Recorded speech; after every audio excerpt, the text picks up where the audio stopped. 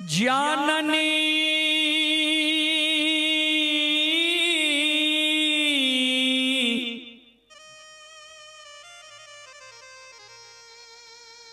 तार हाथ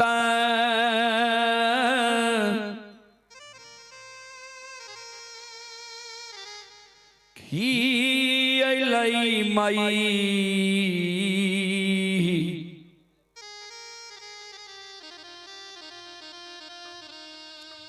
मैया आए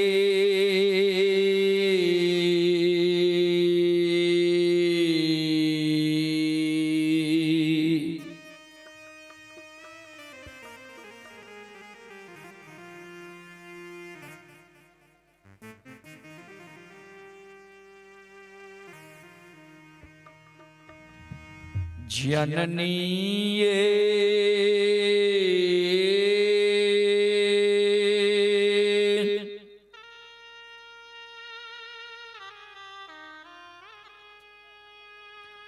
धूपा आ धुआं न जलते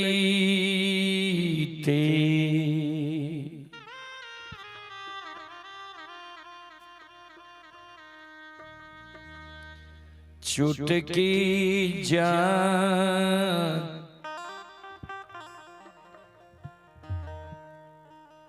आललई से ये तैयो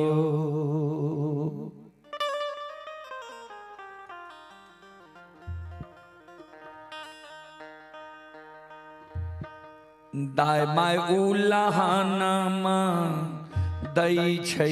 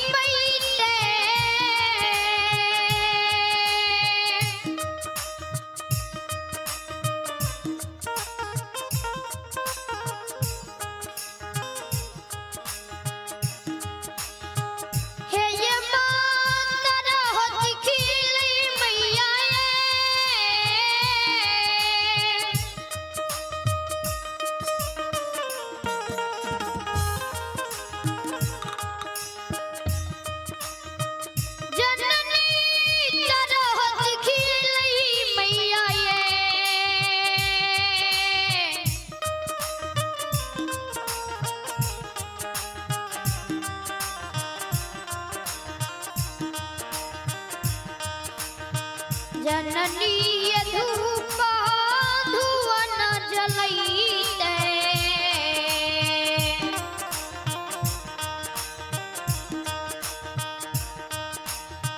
चुटकी जल लई से यतैया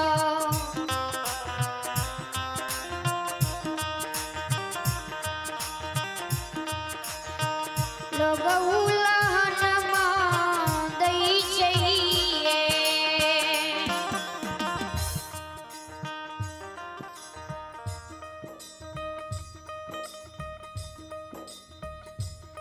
श्रोता बंधु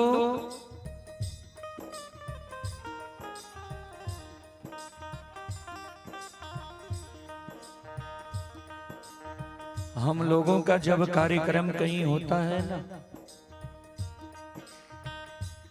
तो कैसेट के द्वारा हमारी माँ बहन बाबू भैया जब सुनते हैं, माइक के द्वारा बाजा के द्वारा सुनते हैं तो उनको महसूस होता है कि कैसेट ही बज रहा है। ऐसा नहीं है।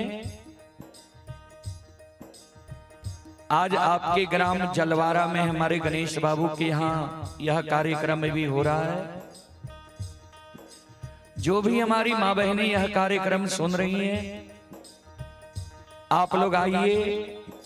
इतने दिन आप लोग कैसेट में सुनते होंगे और मैं आज आपके गांव प्रथम बार आया हूं।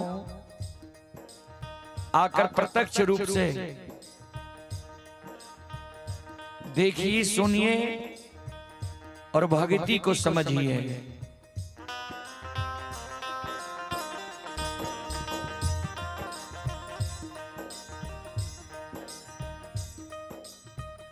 श्रोता बंधु,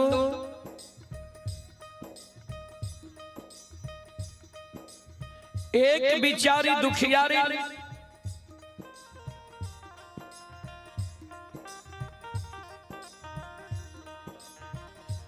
अवला बांझी मां जगत जननी जगदम्बे भवानी आदि शक्ति भगवती के गह्वर के उसार पर जाकर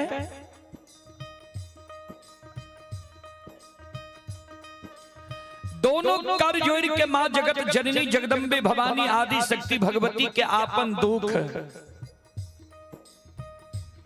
आपन दर्द, आपन कष्ट सुनावे जी मां।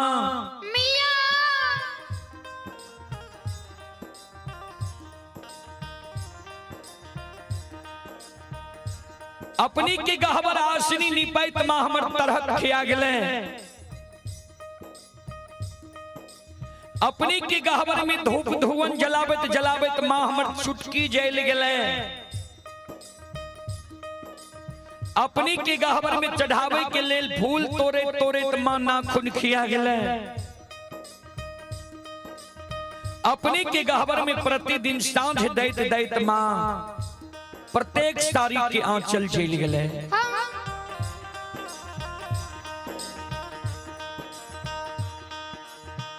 आतयो नाही देलियै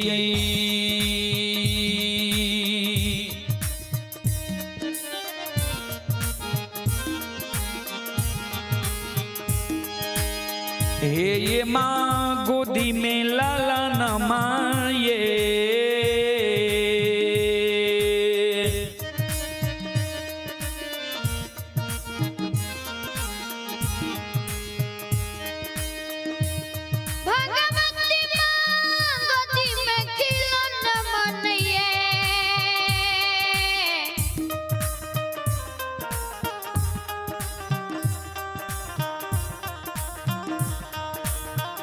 मैया ये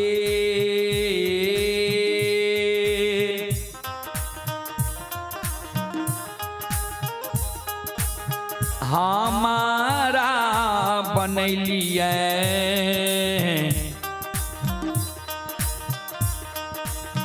बांझी मरोछ निषेधाय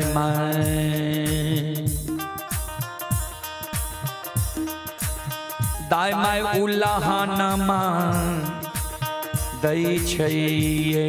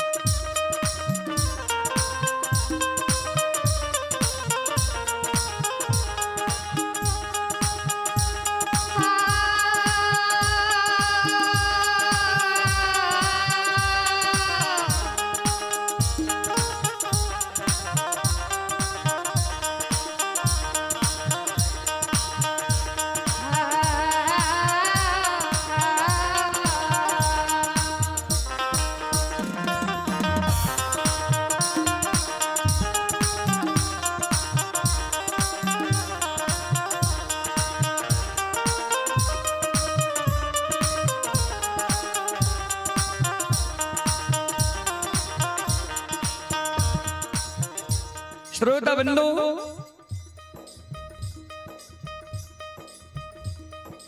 चले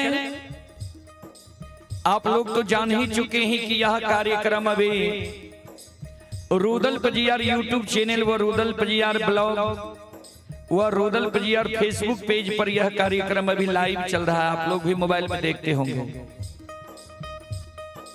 या जो सब्सक्राइब नहीं किए हैं उनके मोबाइल में नहीं गया होगा तो आप लोग रुदल पजियार यूट्यूब चैनल को सब्सक्राइब कर लीजिए, आपके मोबाइल में भी चलने लगेगा। इसी कड़ी में एक श्रोता बंधु ही अमित कुमार,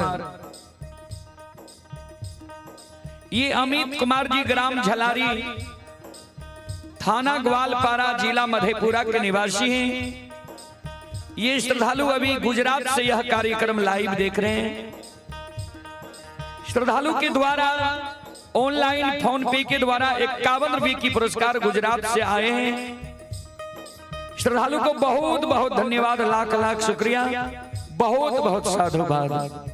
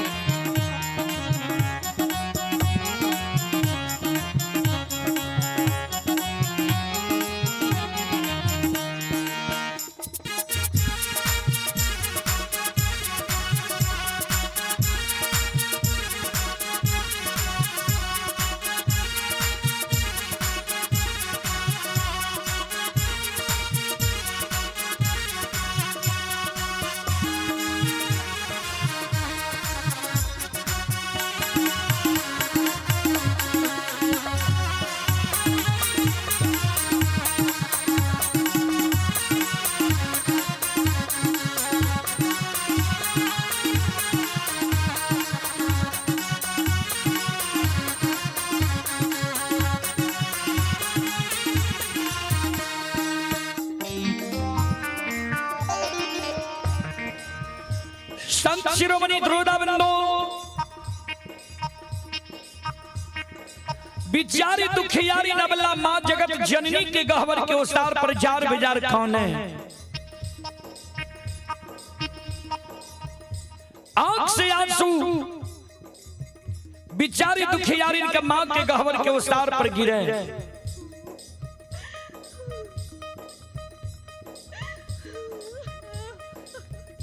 कैन कैन का मां जगत जननी के कहे मां मिया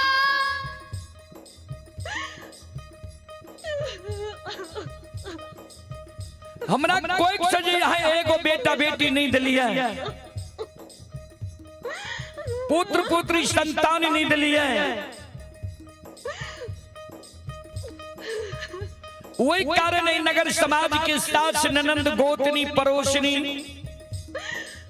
हमरा उल्हन दी है, उपराग दी है, हमर नाम मां बांझी राखनी है। ए मैया दाई माई के दुल्हन उपराग मां हम सह ले छी, लेकिन इस समाज में जब दाई माई के घर आंगन हम जाय छी, दाई माई के घर आंगन में दाई माई के गोद में दाई माई के बेटा बेटी के खेले देखे छियै। मां दाई माई के गोद में दाई माई के बेटा बेटी के खेले देखे छियै, दाई माई के घर आंगन में दाई माई के बेटा बेटी के दाई माई के गोद में हंसै के आवाज सुनै छियै।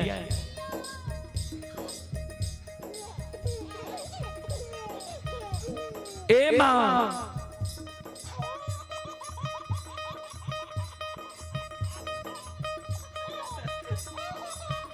दाई माई के घर आंगन में दाई माई के बेटा बेटी के ठुमुक ठुमुक चलैत देखे छियै, दाई माई के गोद में दाई माई के बेटा बेटी के काने की आवाज सुनै छियै।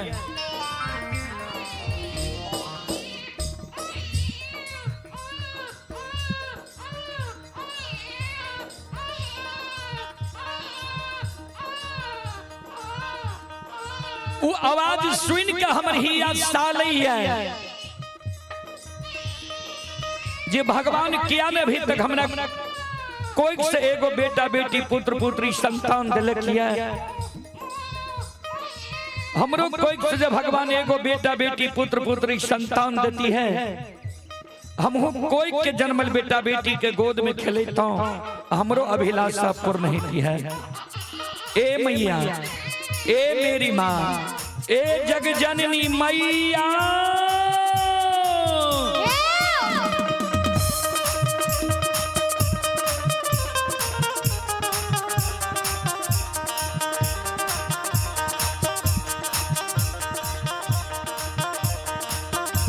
सबके आंगन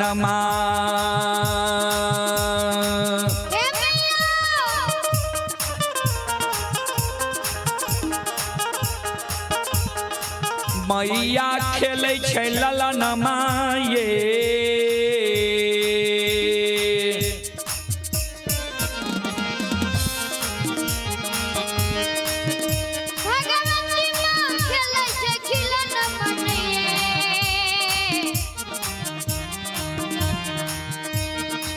मैया ये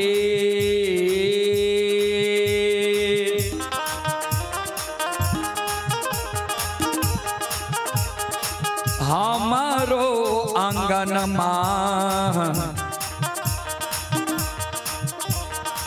लागे छै उदान ससे एक ये खिलौना बिना या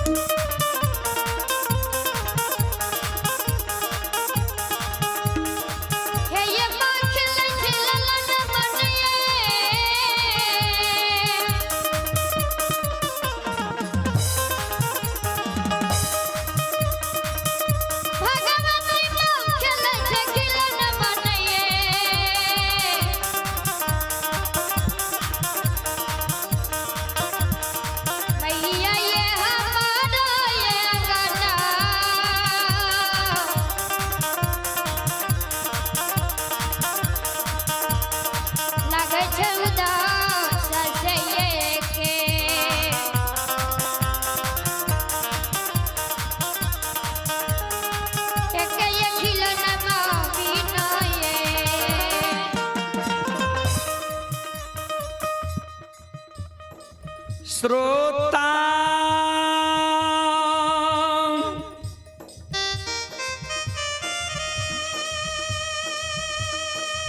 भगवान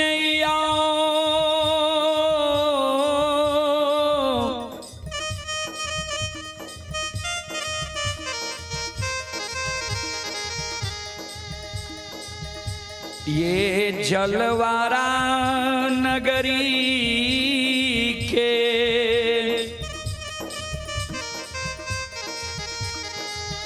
भगती सुनई वाली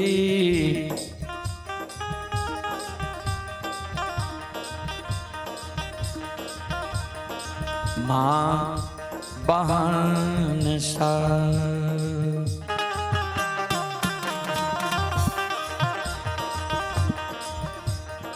संत शिरोमणि क्रोधाबंधु बिचारी दुखियारी नवला जे माँ जगत जननी के गहवर के ओसार पर बाबूजी जार बेजार कौने रहे।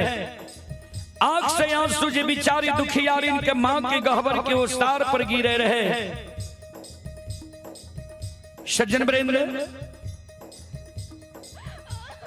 संत शिरोमणि क्रोधाबंधु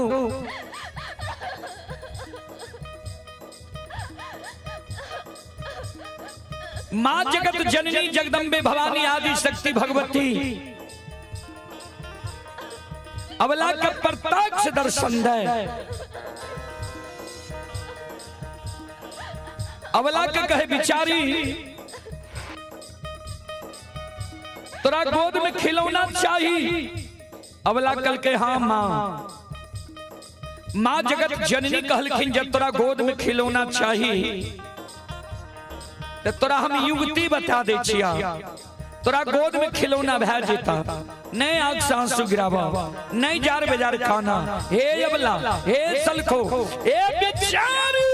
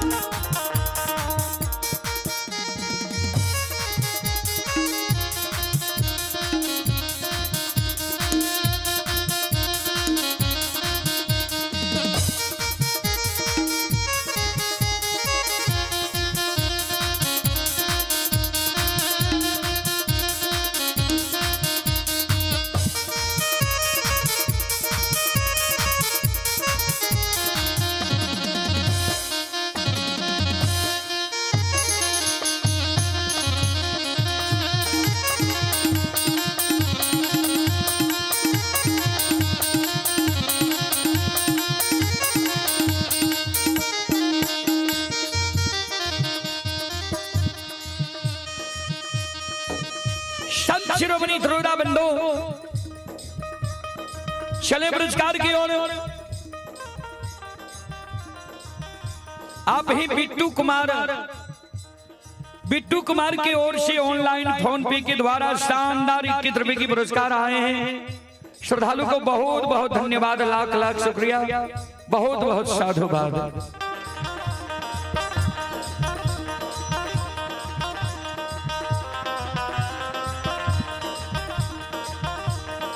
मां जगत जननी अबला के कहे बिचारी सुना, घर पाछुअर बा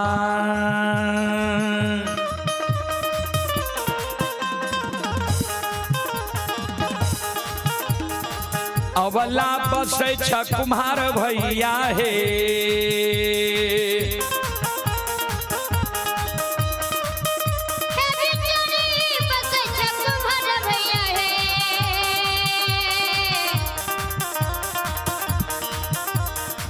अबला हे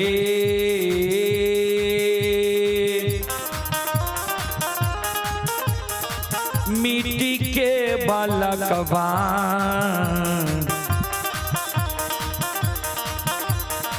लिहो बनबाई से कोखिया। दुख तोरा छुटिए जेता हे।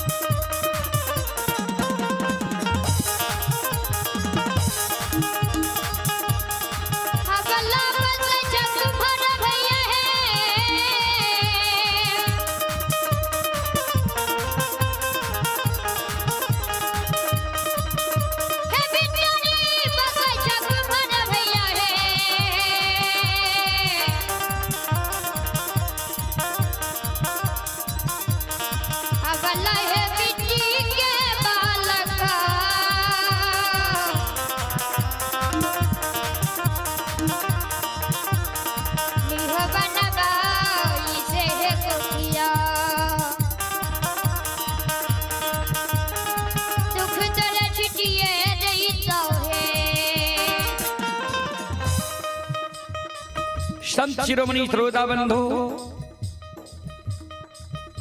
ध्यान दबे।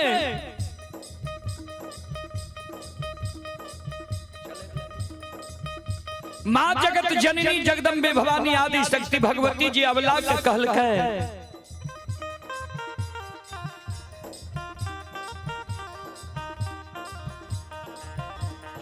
भाई इच्छा जहां सुंदर मिट्टी के बालक बनने वाली हो दाय मैं तोरा उल्हन पराग देना छोड़ देता। बिचारी दुखियारी नावला कहने लगले आंख से आंसू बिचारी दुखियारी के गिरे लगले। माँ ए मैया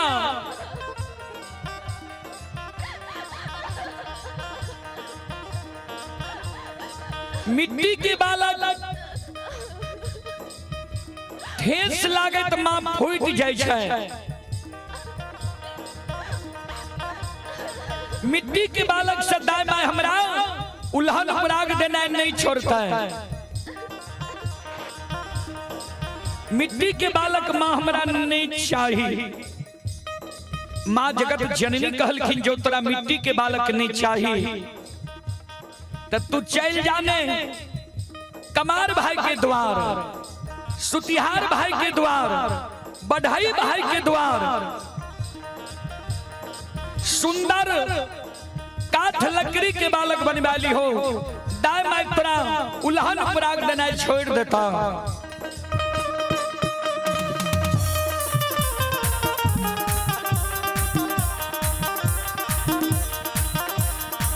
अबला गाने लगले मां ए मैया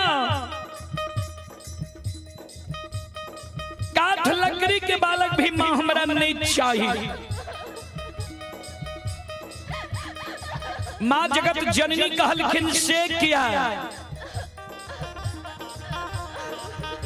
अबला काने मां जगत जननी के कहे मां सुनो हे मैया काठ के बालक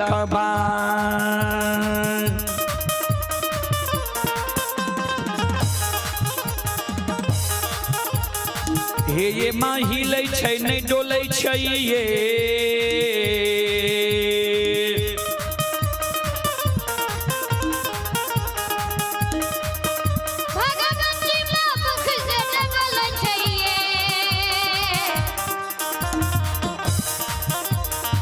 मैया ये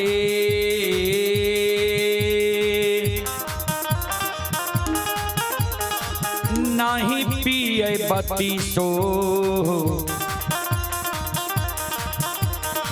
सुआ दूध से कोना कोना उल्हन मां छुटतैया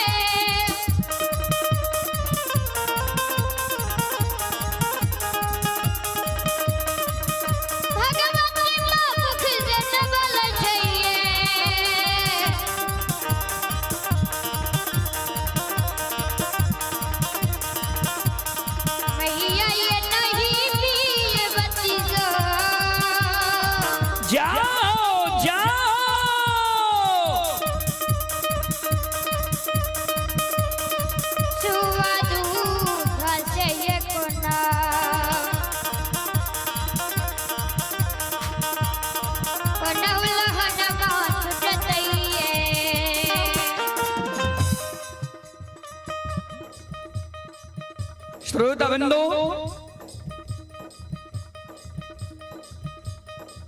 माँ जगत जननी के जबला कल के माँ काट के बालक ने हिले छे, ने डोले छे, ने 32 दूध पिए छे।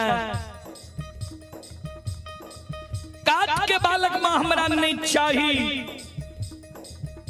माँ जगत जननी जगदम्बे भवानी कहल के जो तोरा काट के बालक नहीं चाहिए तो चल जाने तू सोनार भाई के द्वार,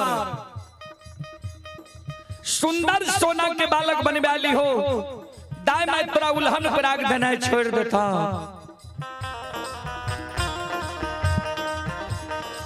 बिचारी दुखियारी नबला काने लगले, माँ ए मैया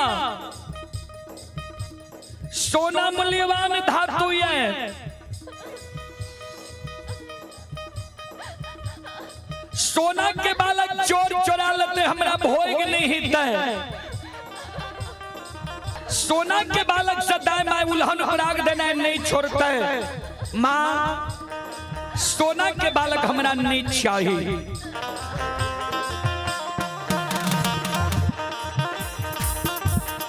ए मैया एगो बेटा बेटी पुत्र पुत्री संतान के कारण दाई माय हमारे नाम बझनिया रखनी है। दाई माय हमरा बझनिया कही माँ।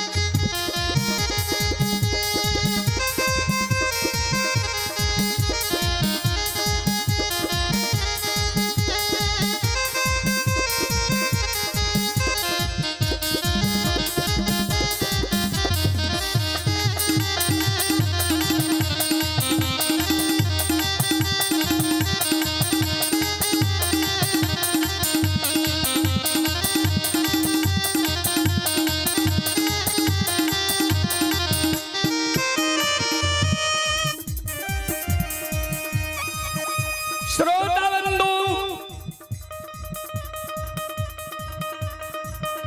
माँ जगत जननी अबला के कहे बिचारी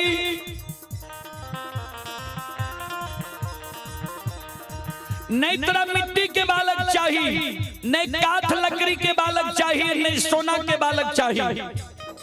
तो तू काने किया छो भगवान पर सुरता लगावा। भगवान के घर में देर छे अंधेर नहीं छे। जरूर तोरा कोई सा बेटा बेटी पुत्र पुत्री संतान हिता। हे अबला, हे सलखो, हे बिचारी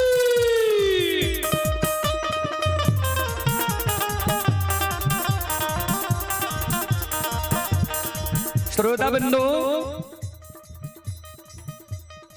जब हमारा माँ बहन के गोद और इंसान के जेब खाली रहे छे ने तो लाखों ताना सहेल पड़े छे।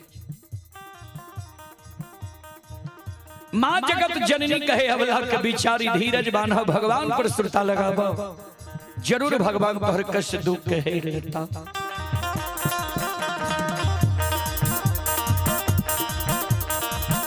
धीरज बांधा धीरा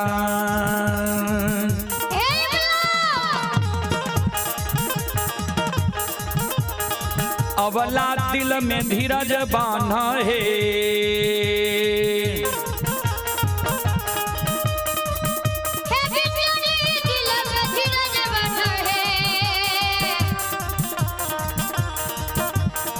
अबला है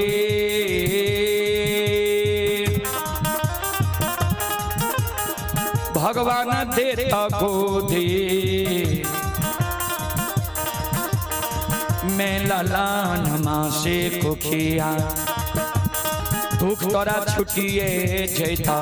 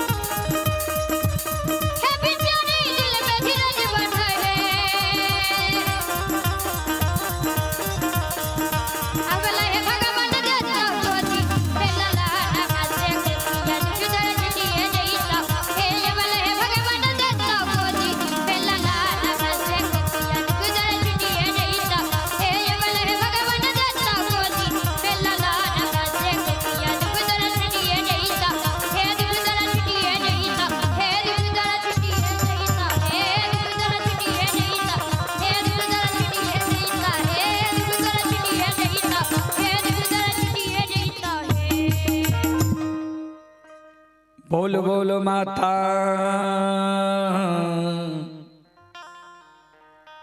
भगवती महारानी की। संत शिरोमणि श्रोता बंदो, चले कुछ श्रोता बंदो पुरस्कार भेजे हैं, उनका मैं प्रचार कर दो। संत शिरोमणि श्रोता बंधु, मां बहन बाबू भैया सब श्रोता सज्जन वृंद, ये अमित कुमार ग्राम झलारी थाना ग्वालपारा जिला मधेपुरा के निवासी ही श्रद्धालु की ओर से शानदार 51 रुपए की पुरस्कार आए हैं। भगवान श्रद्धालु की मनोकामना को पूर्ण करे। मां सरस्वती परिवार में बाल बच्चे को सद्बुद्धि सद्ज्ञान दे। बाबा भोले भंडारी भंडार को भरे रखे। और आप हैं श्रोता सज्जन वृंद, बिट्टू कुमार की ओर से भी 51 रुपए की पुरस्कार आए हैं। और आप हैं नटवर पासवान, नटवर पासवान जी की ओर से शानदार 51 रुपए की पुरस्कार आए हैं। श्रद्धालु को बहुत बहुत धन्यवाद, लाख लाख शुक्रिया। संत शिरोमणि श्रोता बंधु, और आप हैं अरविंद कुमार जगत कुमार जलवारा। अरविंद कुमार और जगत कुमार की ओर से श्रद्धा के साथ बड़े उदार दिल से शानदार 101 रुपए की पुरस्कार आए हैं। श्रद्धालु को बहुत बहुत धन्यवाद, लाख लाख शुक्रिया, बहुत बहुत साधुवाद।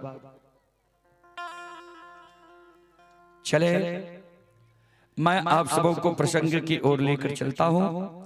प्रसंग में आप लोग कारू बाबा का प्रसंग सुनेंगे या दूसरा कोई प्रसंग सुनेंगे। अगर कारू बाबा का प्रसंग सुनेंगे तो आप लोग इच्छा जाहिर करें। कारू बाबा का ही प्रसंग मैं आप सबों को सुनाने का प्रयास करूंगा। सज्जन वृंद,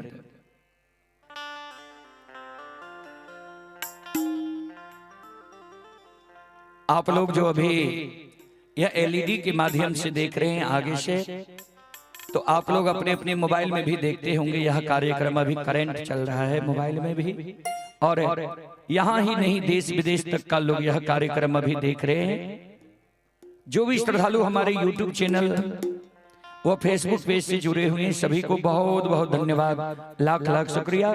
सभी से मैं आग्रह करता हूं आप लोग एक एक शेयर कर दें कि और लोगों तक यह कार्यक्रम पहुंच सके। श्रोता भगवान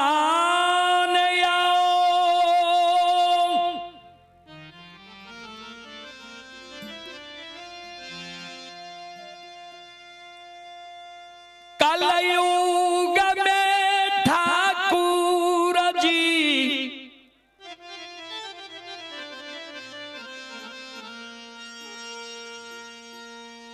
भगवान अंतर्यामी मालिक के महिमा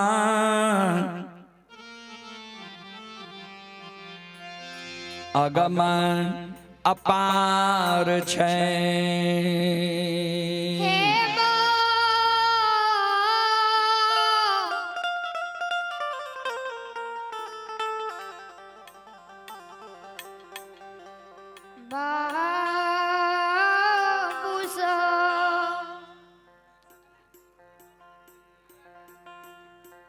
संत शिरोमणि श्रोता बंधु,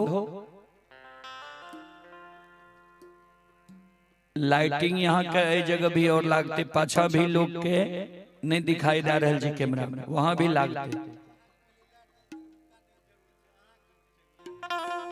दियो। संत शिरोमणि श्रोता बंधु, चलो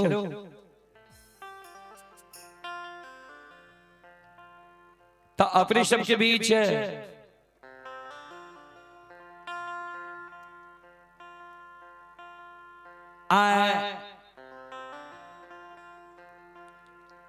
हीरा मोती अबला के प्रसंग सुनबे, कैसेट में भी सुने हैं अपने सब।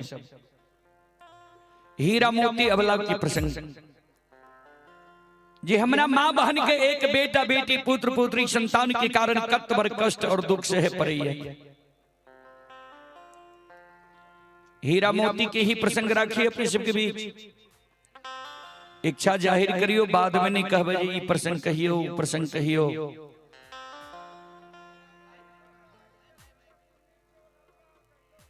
जी नया में हम जाने छिए यहाँ सब कौन कौन सुनने छिए, हम सब तो हरेक प्रसंग गईने छिए, हरेक प्रसंग अपने सब के सेट के द्वारा मोबाइल के द्वारा सुने हैं जी।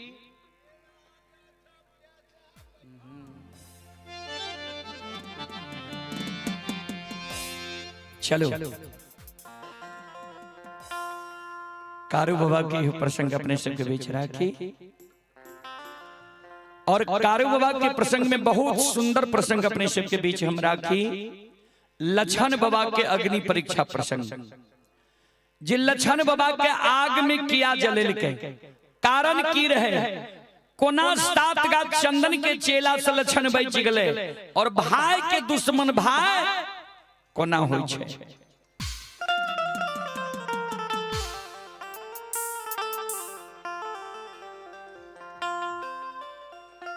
जय दीन संत बाबा कारू के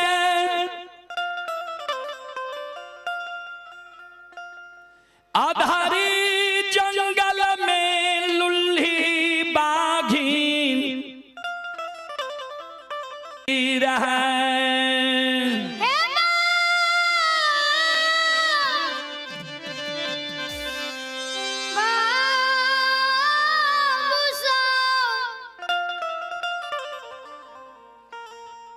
कैसेट में सुनने हैं वे जे कारू बाबा के लुल्ही बाघिन अधरी जंगल में नोछर लगा दिल के कौन कारण, जे कारू बाबा गाय ला के एले रहे पलबा जंगल, माँ कमला के नाम से कुबला कल के छाकी जनार पान प्रसाद जे हे माँ कमला 6 महीना जब नीक सुख से दोनों भाई गाय बछरू मनहा सार पलबा जंगल में रह जेबे, कुछ के कलेप नहीं लागते, तो जाय के दिन में तोरा नाम से हम छाकी जनार पान प्रसाद चढ़ा देबो, तब गायला के हम नंदग्राम महापुरा जेबे।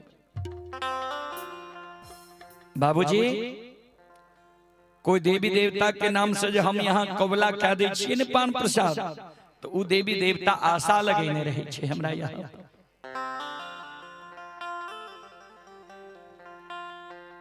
माँ कमला कारू बाबा के गाय बछरू के रखवारी कैल के,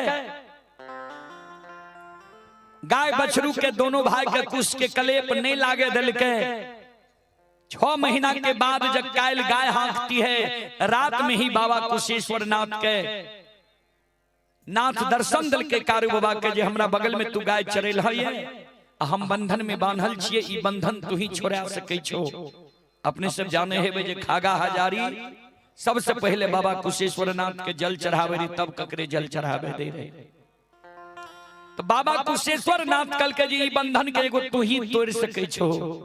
ए कारण बाबा कुशेश्वर नाथ के जल चढ़ावे ले कारू बाबा आइले, किछ विलंब भ गेले, जय कारण लछन गाय हाँक दिल के, कमला के नाम से कुबला कैल छाकी जनार पान प्रसाद नहीं दे सकले। मां कमला बेमुख भ गेले, अधरी जंगल में कारू बाबा का बाग बाघिन से घेर लेल के। कारू बाबा अपना मरे के उपाय अपने आप कमला के बता दिल के, जी जा तक घर के देवी माँ गहिल हमरा पर सम्मुख समाधान रहते, गहिल के दे लाठी हमरा हाथ में रहते, ता तक कोई देवी देवता के शक्ति नहीं छे जी कारू के जीव घात क्या दे। बाबूजी कवि लिखलिए आवही काल बिना सही बुद्धि, जब काल मनुष्य पर छाता है तो पहले विवेक मर जाता है। कारू बाबा के बुद्धि विनाश भाग ले, अपना मरे के उपाय अपने आप मां कमला के बता दिल के। कमला मां गहिल से जाकर सब करा लेल के, कारू के जीवदान में मांग लेल के। ई प्रसंग अपने सब सुनने छी। अधरी जंगल में जब कारू बाबा मरे रहे तो बाबा ओघरदानी नक्षेश्वर नाथ के सुमरन किल के रहे। बाबा ओघरदानी नक्षेश्वर नाथ के अनन्य भक्त रहे कारू बाबा। बाबा नक्षेश्वर नाथ के मंदिर दरबार में जाकर कारू बाबा तप कल के बाबा ओघरदानी दर्शन दल के 5 गो वरदान दिले रहे कारू बाबा। कहबे नक्षेश्वर नाथ कहाँ छे ते में कोई एहन श्रोता बंधु छी जाने छी नक्षेश्वर नाथ कहाँ छे?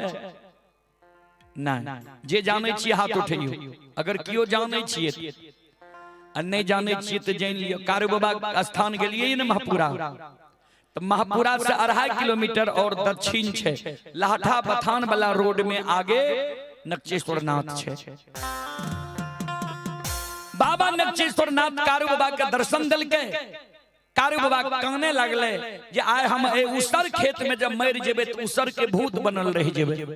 अपने के हम पूजा कैलौ ये, अपने के नाम जपलौ ये, अपने के आराधना कैलौ ये, हमरा आय वरदान दियो।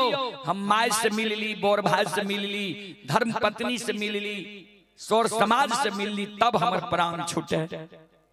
कारू बाबा के ओ बाबा ओघरदानी वरदान दे दिल के जा 7 दिन तू और जिंदा रहबो, लेकिन चल फिर नहीं सकबो, यह अवस्था में रहबो।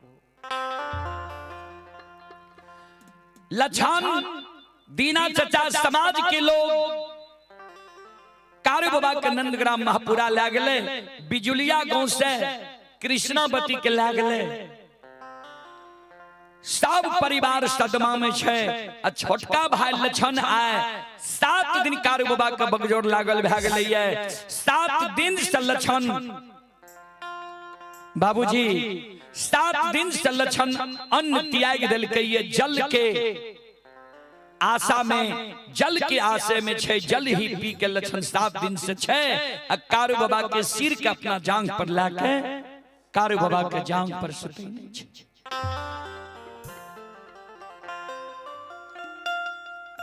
आज 7म दिन कारू बाबा के अंतिम क्षण चल अइलै। कारू बाबा के कभी श्वास रुक जाय छे, कभी श्वास चले लागे छे, कभी आंख बंद भे जाय छे, कभी आंख खुल जाय छे। कारू बाबा के व्यवहार देख के लछन जे मुलुर मुलुर कारू बाबा के सूरत के निहारे रहे। लछन के नजर कारू बाबा पर पड़ले।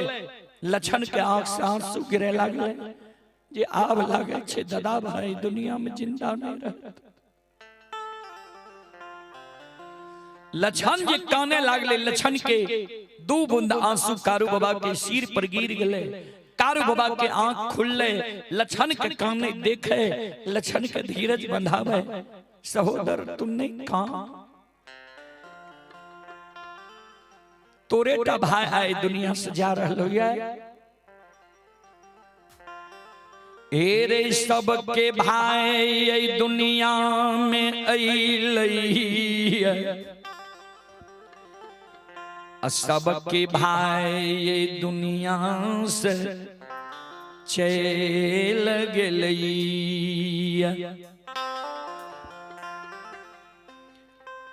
ककरे भाई ने सदा रहलै, अन्ने ककरे भाई ए दुनिया में सदा रहतै। धीरज बांध लच्छा। कारू बाबा के शब्द सुन के लछन काने लागले। दादा भाई सबके भाई में और हमरा भाई में बहुत फर्क है।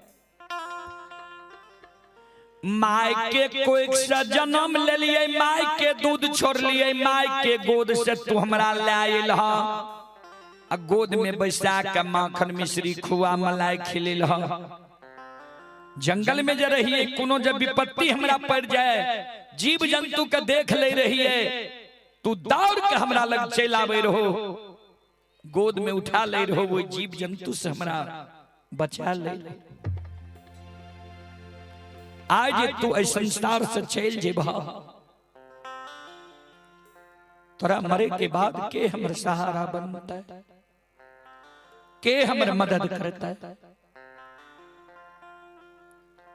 संत बाबा कारू लछन के कानब सुन के मरे के बेर में लछन के एगो हाथ पकड़ ललके, एक हाथ से लछन के आंसू के पोछे भाई जब तू हमरा मरे के बेर में तू कानै छे तो मरे के बेर में तोरा हम दूगो वचन जा के जाय छियो दोनों वचन के तू ध्यान से सुन।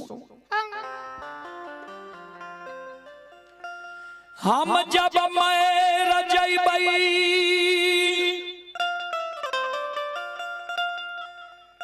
हमरा मृत शरीर के तू लाल पियर के फरकी डोली पर सरहा घाट पर तू ले जाई है।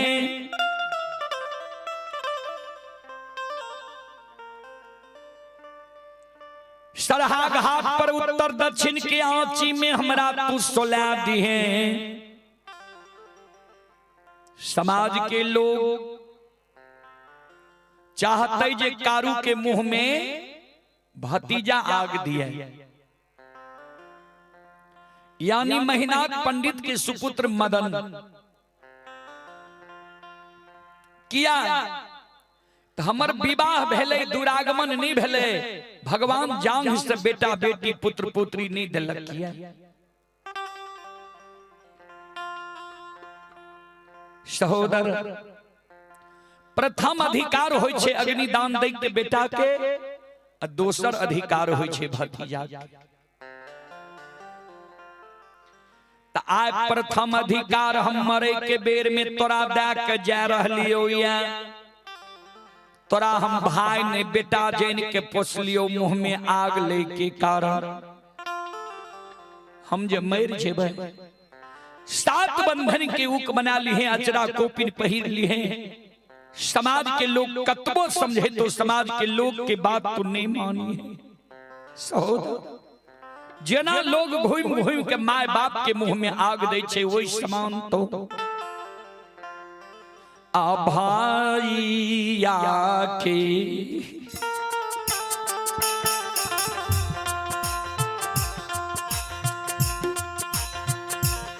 अरे मुंह में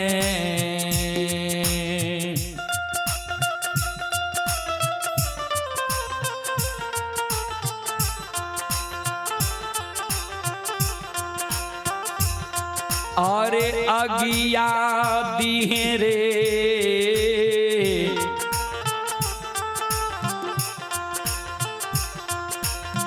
लछन बबुआ,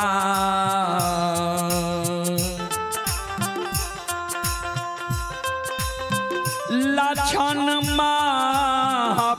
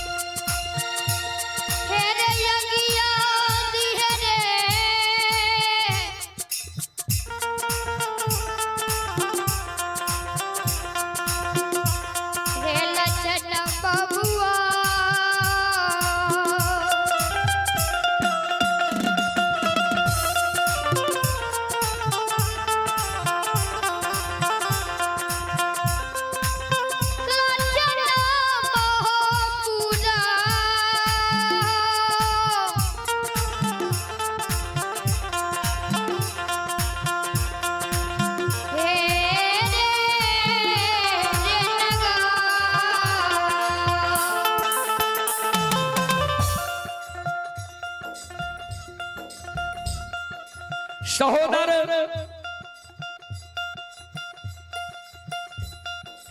भाई के मुंह में तू आग दिए,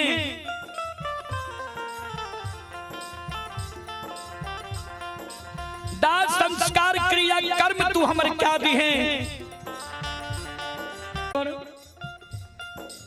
आप ही जटाशंकर कुमार, जटाशंकर कुमार स्थानीय निवासी श्रद्धालु की ओर से श्रद्धा की साथ बड़ी उदाहरण से शानदार ऑनलाइन फोन पे के द्वारा शानदार 101 रुपए की पुरस्कार आए। श्रद्धालु को बहुत बहुत धन्यवाद, लाख लाख शुक्रिया, बहुत बहुत साधुवाद।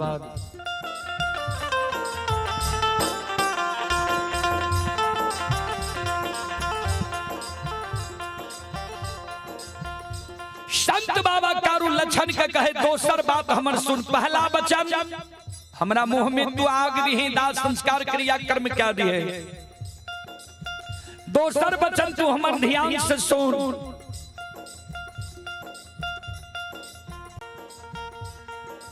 हमरा तुम बड़ भाई पिता के तुल्य मानने अइले।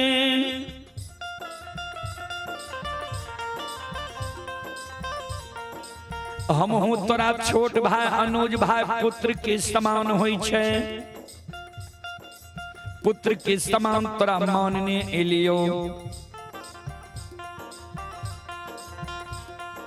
मरलो में जे तू हमरा वह समान मान में, हमरा सारा के तू निप में, हमरा सारा पर तू धूप दीप अगरबत्ती जले में, हमरा सारा पर तू एक चिलम गाजा चढ़े में, प्रतिदिन जे तू हमरा सारा पर दूध के धार दबी, श्रद्धा और विश्वास जो राख में, तब मरे के बेर में तोरा हम वचन दे के जाय छियो, ध्यान से तो सुन।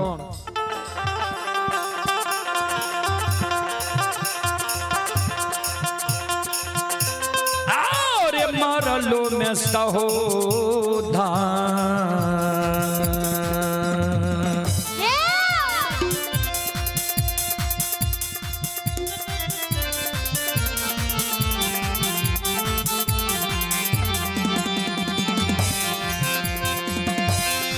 रेला रेला बारे मारलो,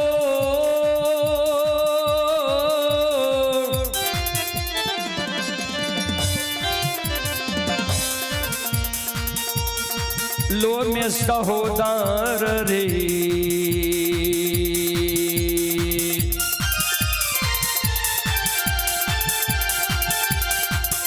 हे रे भैया बन के लक्षण बबुआ,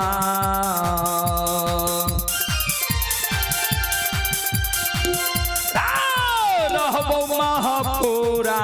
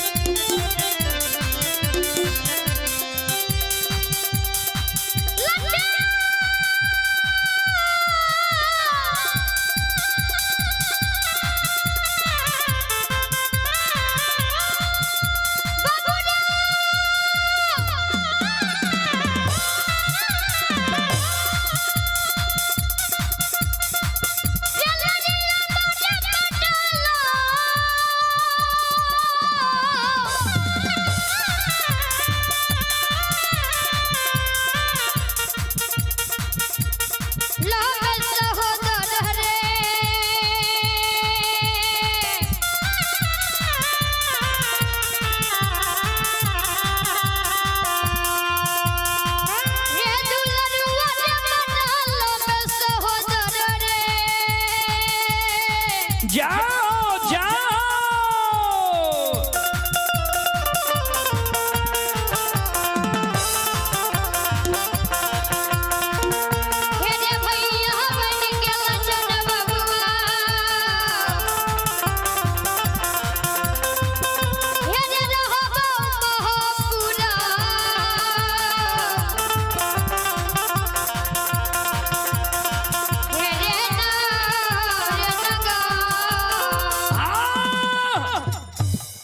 सहोदर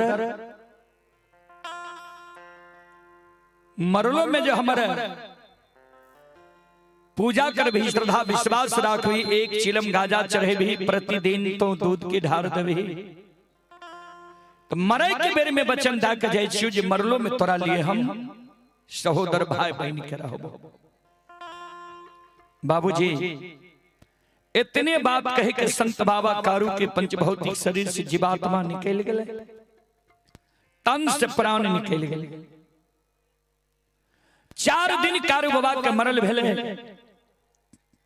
समाज के लोग कारू बाबा के सरहा घाट पर ला गए, दाह संस्कार क्रिया कर्म क्या दिल के। 4 दिन कारू बाबा के मरल भेले।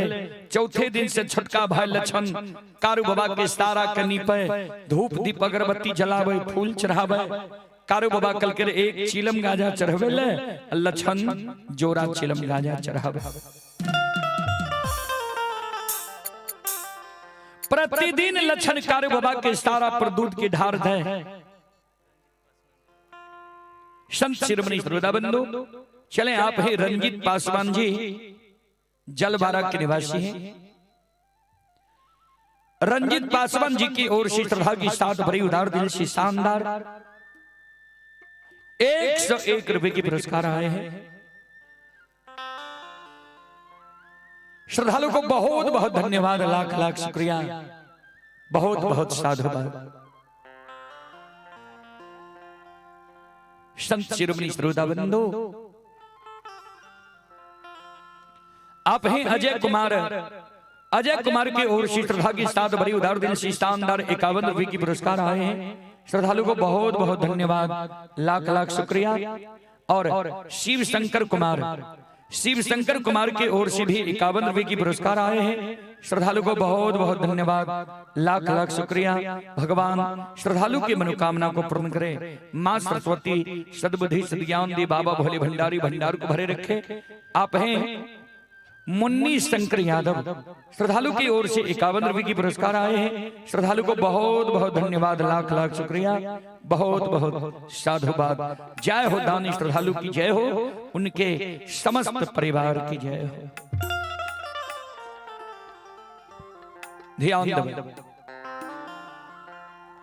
संत शिरोमणि श्रोता बंधु, मां बहन बाबू भैया सब लक्षण कारू बाबा के पूजा करे लागले। लक्षण हृदय में गांठ बहिन ललके जे जा तक कारू भैया के पूजा नहीं करबे ता तक भोजन नहीं करबे। बाबूजी एक तो यादव वंश में कारू बाबा से बौर भाई महीना काशी में पढ़ के ज्योतिष पंडित विद्वान बन ले रहा है, आचार्य कहने रहे। पंडित की सभा में जब महीनाथ बाबा बैसे तो बनगांव महिषी के ब्राह्मण बाबा सब पंडित लोग सब महीनाथ बाबा कहें से दुष्क मारे। उस समय में बाबूजी यादव वंश में या निम्न वर्ग के लोग में क्यों पढ़ल लिखल नहीं हो रहे ज्यादा, उस समय में महीनाथ बाबा काशी में पढ़ल के रहे। पंडित लोग विद्वान लोग सब महीनाथ बाबा कहें से दुष्क मारे जे यादव वंश में कहीं पंडित भेला है। वह वंश में लक्षण भूत के पूजा करे लागले, सारा के पूजा करे लागले, मिट्टी के पूजा करे लागले। समाज के लोग सुनइए वाला के लिए कि कहियो वाला के लिए, यानी श्रोता के लिए ही कि वक्ता के लिए भी महीनाथ बाबा कहलखिन सब के लिए। किया तो कभी स्पष्ट रूप से लिख दिलखिन, ध्यान से सुनबे। प्रधान विश्व रचि राखा, जो जस करे तस फल चाखा। कर्म प्रधान छे, जे जेहन कर्म करे छे ओकरा वहन कर्म के अनुसार योनि मिले छे। उस सभा में ब्राह्मण बाबा खड़ा भ गेले। महीनाथ बाबा के कहे पंडित जी, यहाँ जे कहे छी मानव मर जाय छे कर्म के अनुसार दोसर योनि में जन्म होय छे। यहाँ के घर में मालूम ये जे की सब भै रहल है। महीनाथ बाबा कहलखिन हमर घर ठीक ठाक है। ब्राह्मण बाबा कहलखिन नहीं, सुन लिया आज से 6 महीना पहले यहाँ के भाई कारू मर गेल, समाज के लोग कारू के सराघाट पर ला गए, नियम के विरुद्ध अच्छा भतीजा यहाँ भाई से आग दिला दिली। जबकि प्रथम अधिकार होय छे अग्निदान दे के बेटा के, दोसर अधिकार होय छे भतीजा। अच्छा भतीजा यहाँ भाई से आग दिले लिए 4 दिन कारू के मरल भेल, चौथे दिन से यहाँ के छोटका भाई लछन छोड़ दा, नाम लेना तू भूल जा।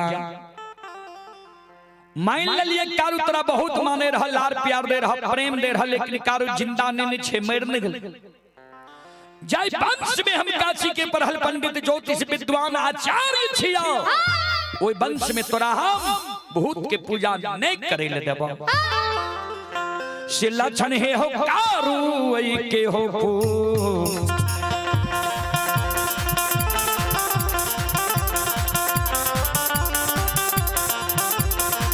पूजा हो।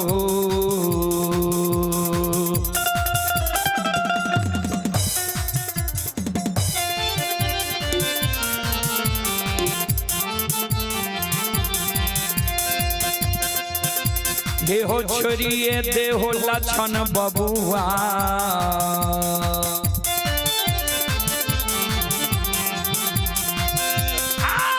लक्षण महापुरा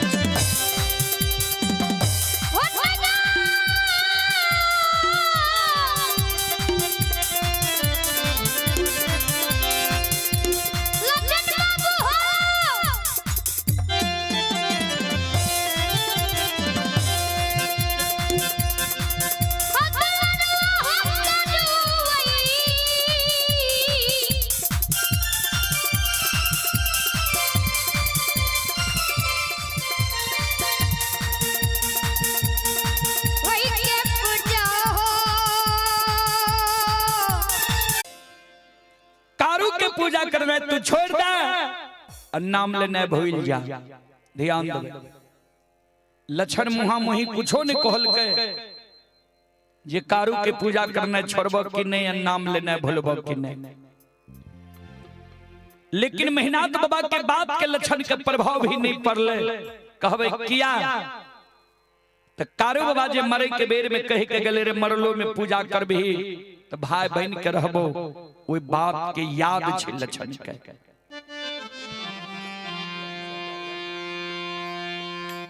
श्रोता बंधो, लक्षण जब कारू बाबा के पूजा नहीं छोड़ल के तो बड़का भाई मेहनाथ पंडित मन में सोचे, आप जे लक्षण के एक चाट मारबे, दामस देबे, समाज के लोग हमरा कलंक देते। जे 4 भाई माई के कोई से जन्म लेलके, 2 भाई मर गए कारू साहबी, 2 भाई हम जिंदा छिए, वो दोनों भाई के पुत्र पुत्री नहीं भेले, ओहो दोनों भाई के हिस्सा धन संपत्ति हमरे दोनों के हेते। लोग कलंक देते जे धन संपत्ति के कारण मेहनाथ पंडित लक्षण के उल्लू चुल्लू करे छे, जे लक्षणों मर जा सब संपत्ति महापुरा के हमरे भै जाए। एहि कारण लक्षण के नहीं एक चाट मारबे नहीं दामस देबे। सबसे बड़ो समाज होय छे, समाज के मरर मंजन प्रमुख लोग के बुला ले छिए, कहबे लक्षण के कहियो ने कारू के पूजा करे, ने कारू के नाम ले, ने कारू के चर्चा करे।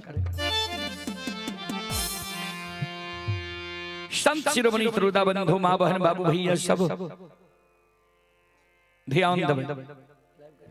कारण सभा लगे लिए ये कौन कारण समाज के बोले लिए ये, समाज के मरर मंजन प्रमुख लोग के शब्द सुन के आए मेहनाथ बाबा वो सभा में दोनों कर जोड़ के खड़ा है,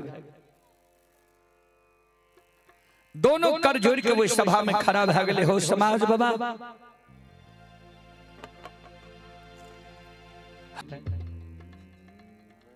श्रोता बंधु,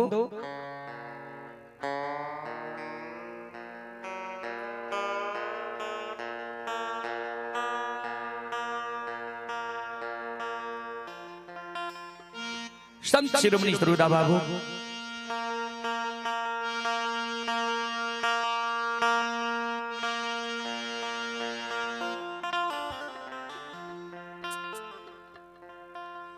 समाज के मरण मंजन प्रमुख लोग लक्षण के बोला कभी सभा में बैसा दल के लक्षण के कहे लक्षण ठीके न कहे तोहर भाई कारू मर गए कर्म के अनुसार कारू के दोसर योनि में जन्म भए गेल हेतै तू जे कारू के पूजा करे छो नाम जपै छो अच्छा नहीं होय छौ कारू के पूजा करना छोड़ दे नाम लेना भूल जा संत शिरोमणि सरोदा बंधु मां बहन बाबू भैया सब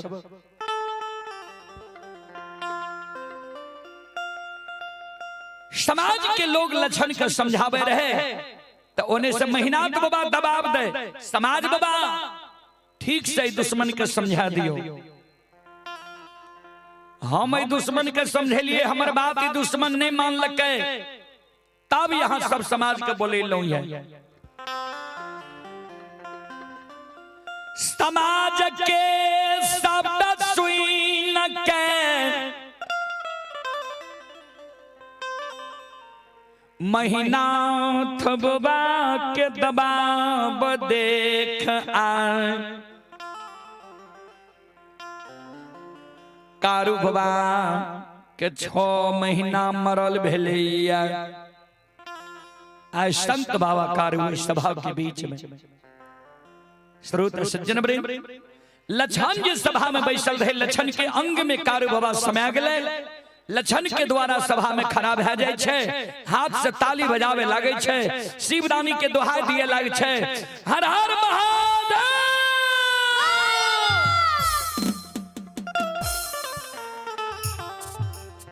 संत बाबा कारू आए प्रथम बार वो सभा के बीच में संत शिरोमणि सरोदा बंधु अमांगया के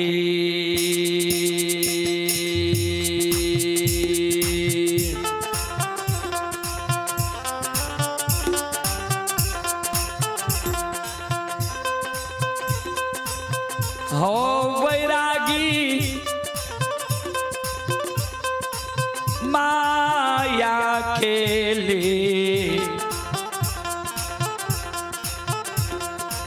लीला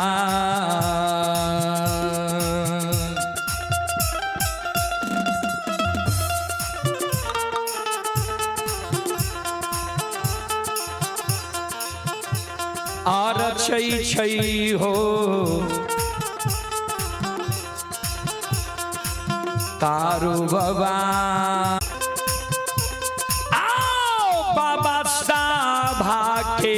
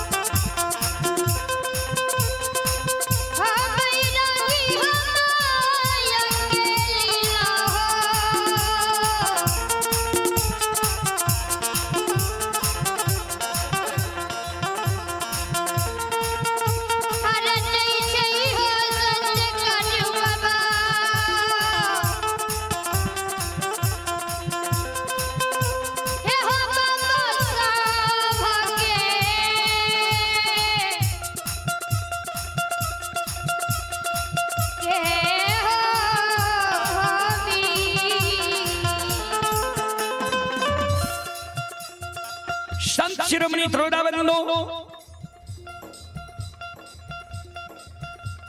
संत बाबा कारू सभा के बीच में माया का विस्तार क्या दिल है।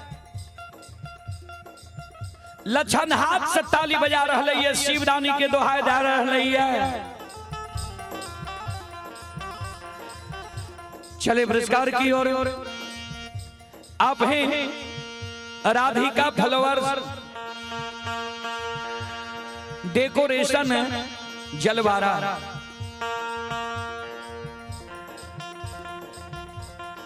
आप हैं राधिका फ्लावर डेकोरेशन जलवारा के ओर से श्रद्धा की साथ बड़ी उदार दिल से शानदार 51 रुपए की पुरस्कार आए। श्रद्धालु को बहुत बहुत धन्यवाद, लाख लाख शुक्रिया, बहुत बहुत साधुवाद।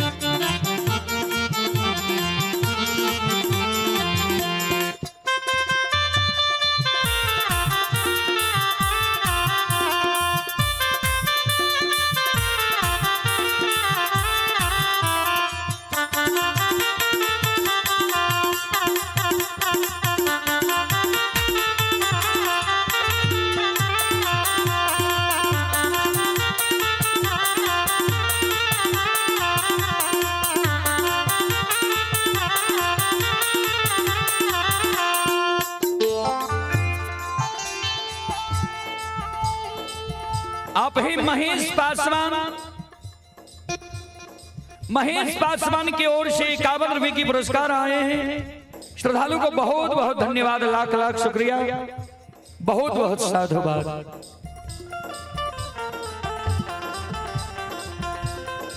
लछन जी हाथ से ताली बजावे लागले, शिवरानी के दोहाई दिया लागले। समाज के लोग मन में सोचे जे ठीके लछन खिरहरी वंश में महामूर्ख जन्म गलैया, कुकाथ जन्म गलैया। देखाते महिनाथ पंडित समाज के लोग के बोले के जे लछन के बुझा दह, समझा दह। ई दुश्मन अपना के कारू बुझे छे, हाथ से ताली बजबे छे, शिवदानी के दोहाई दे छे। केहन ई ढीठ छे मूर्ख।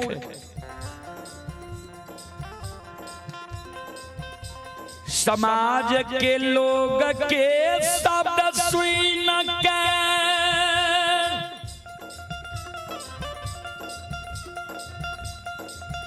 लछन के व्यवहार देख आए।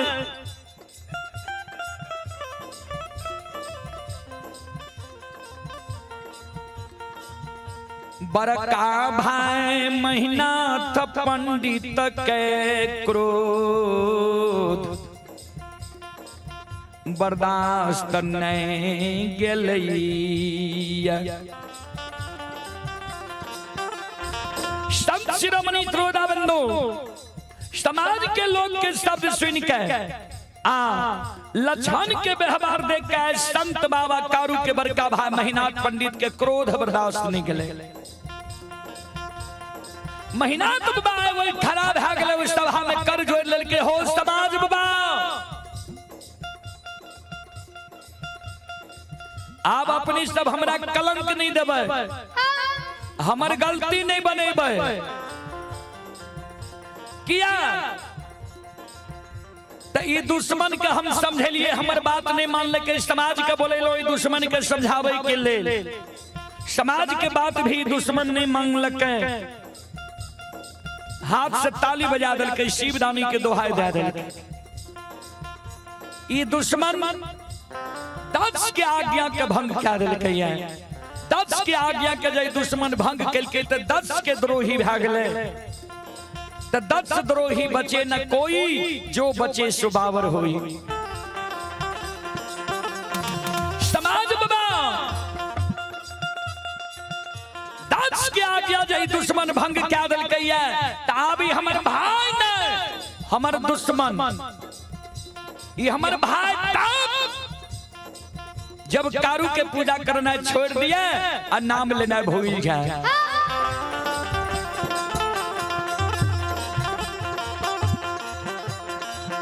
समाज बाबा आए सभा में दुश्मन लक्षणा के हम 7 दिन के समय दै छियै। 7 दिन के अंदर जब लक्षणा कारू के पूजा छोड़ देते, नाम लेना भूल जेते, तब तक हमर भाई 7 दिन के अंदर जब लक्षणा कारू के पूजा नहीं छोड़ते, नाम लेना नहीं भूलते, तो हमर भाई नहीं हमार दुश्मन।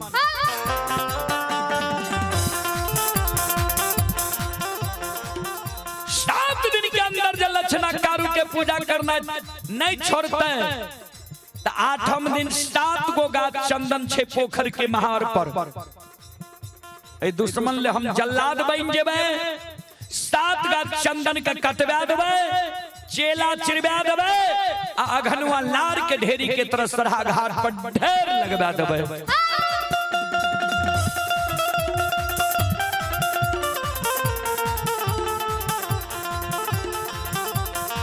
समाज बाबा वो 7 गाछ चंदन के चेला पर दुश्मन लक्षणा के बैसा देबे। कारू मर गए तब कारू के आग में जले लिया।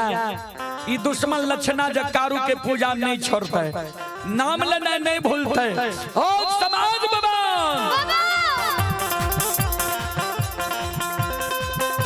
आओ ये जीन दे दुश्मन माँ के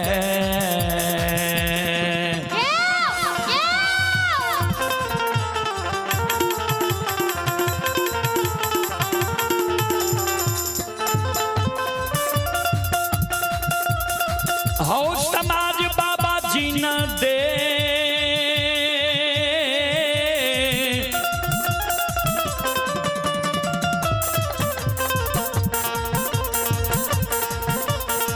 दे दुश्मन माँ के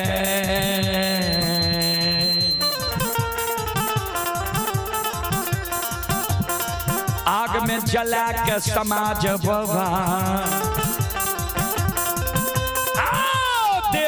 गाना हो।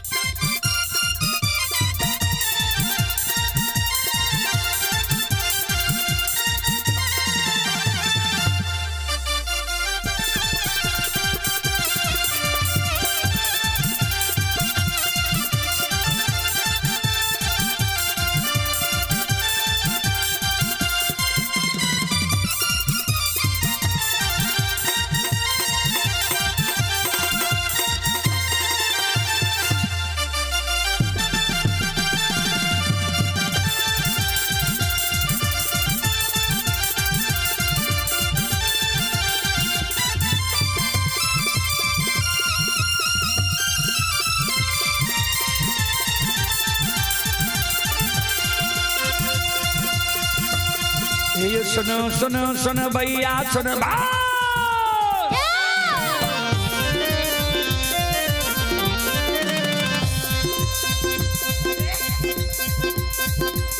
ये सुनो सुनो सुनो भैया सुनबे गांव के बाबू भैया सुनबे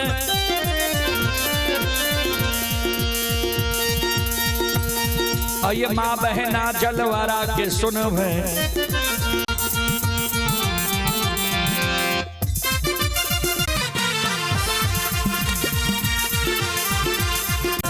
सभा के बीच धर्मनाथ के सोमरा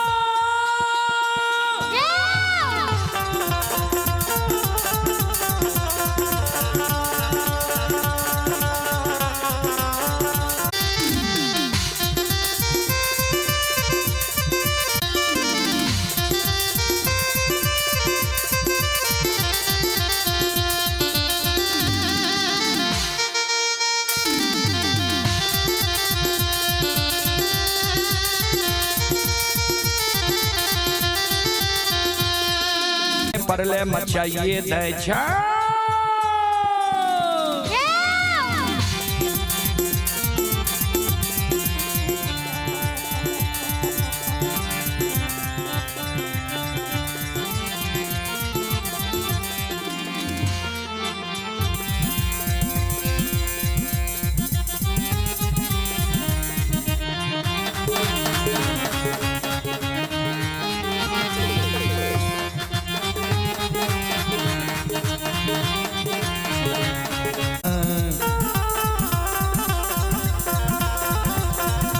अपार छै समाज बाबा हे यो छलै दुनिया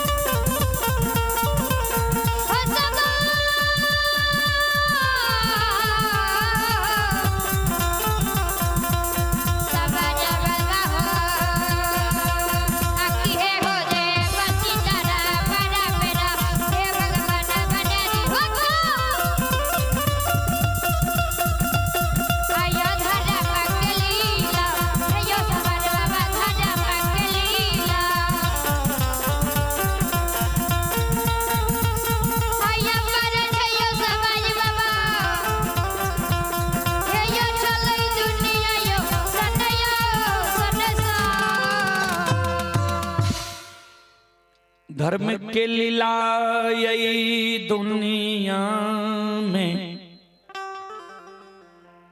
अगम अपार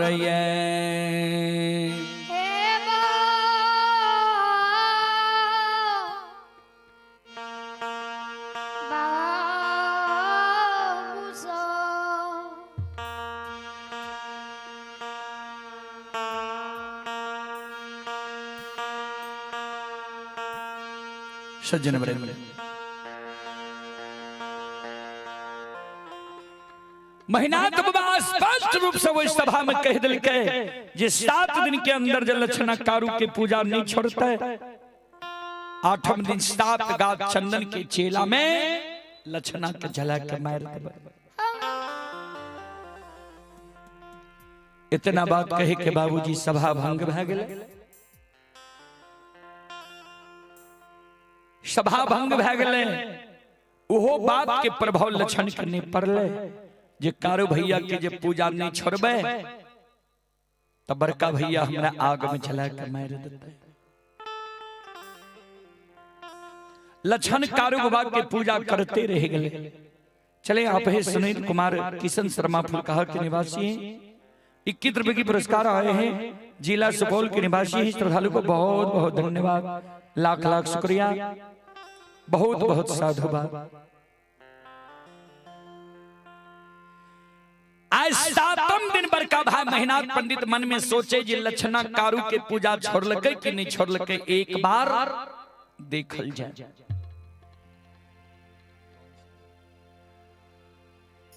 जय रास्ता से लक्षण जा रहे कारू बाबा के पूजा करेले वो रास्ता पर आ जाके बड़का भाई महीनाथ पंडित छिप के बैस गए जे लक्षणा जेबो करे छे कारू के पूजा करेले।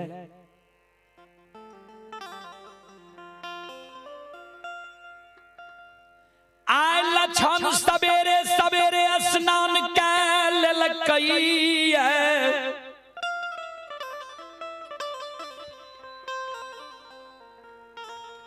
फूल डाली में फूल लालल कई, धूप दीप अगरबत्ती लालल कई, कमंडल में दूध लालल कई, दूगो चिलम में गाजा भर के फूल डाली में रख लेल कई।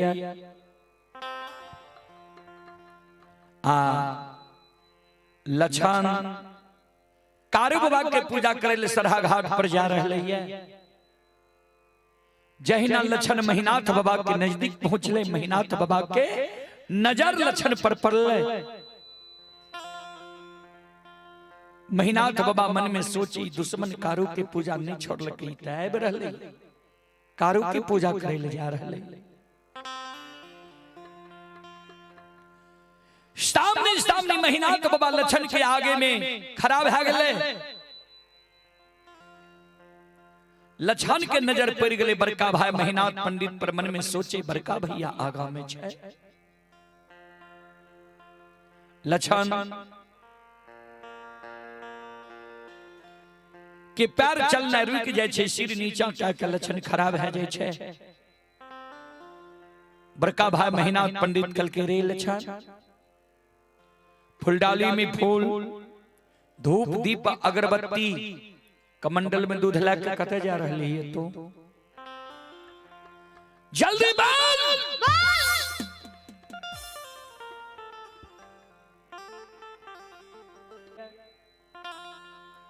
लछन सिर नीचा कइने छे, सबचा के खड़ा छे। कहे जे मंझला भैया कारू के पूजा करे ले सरहा घाट पर जाए छी। इतनी को बात लछन बोलले, महीनाथ बाबा के क्रोध की सीमा नहीं रही। लछन के कहे रे लछन, आज से 7 दिन पहले तोरा वो सभा में की झमझलियो रे, बोल याद छौ कि नहीं? कारू के पूजा तू छोड़बही कि नहीं, बोल।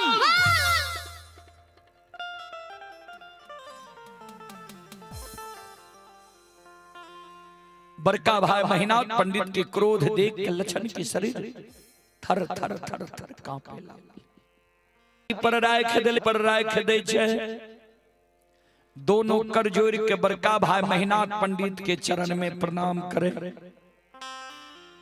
ए हो बड़का भैया,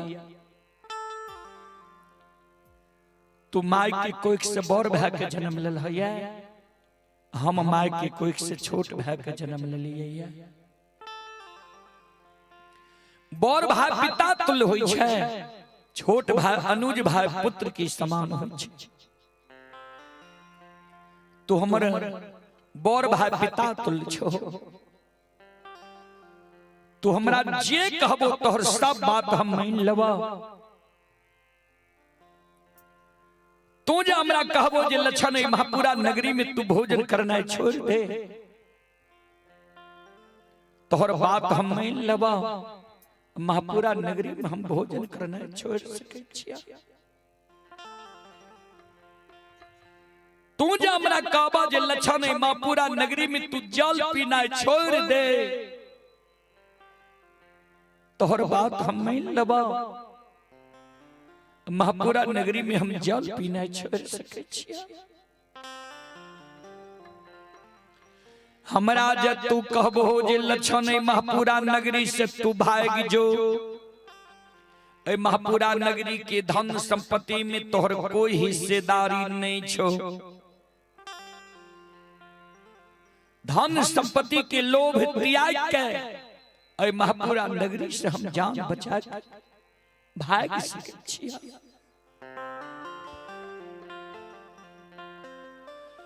सब बात भैया हम तोहर मान लेबो,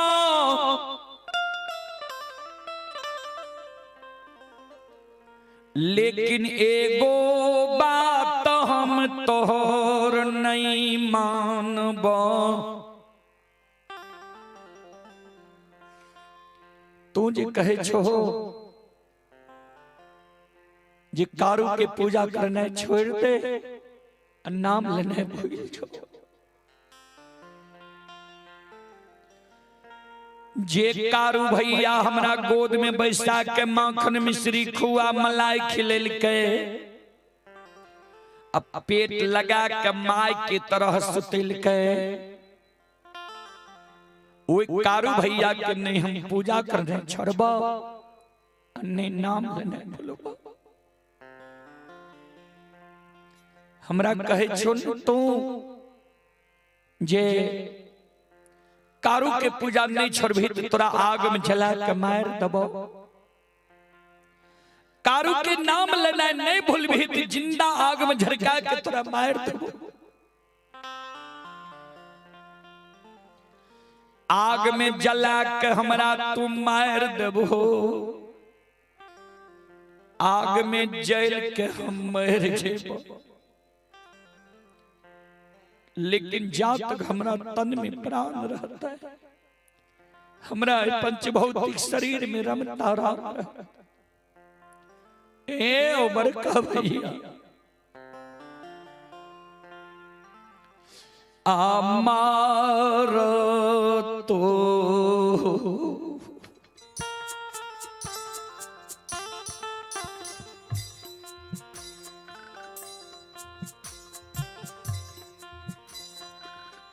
बड़का भैया मार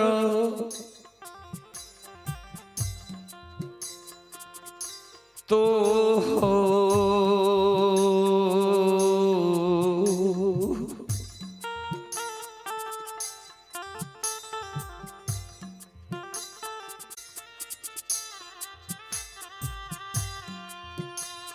का भैया पूजा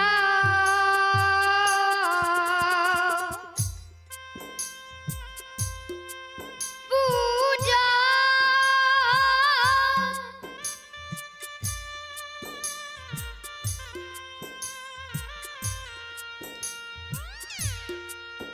बहिना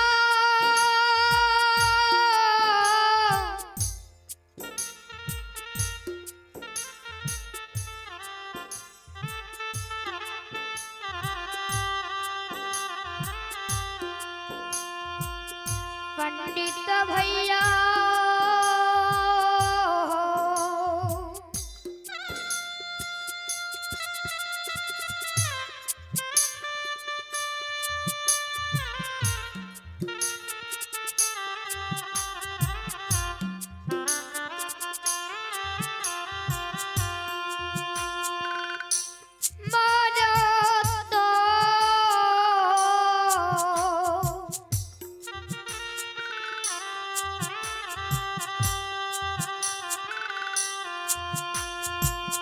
बड़का भैया मारा तो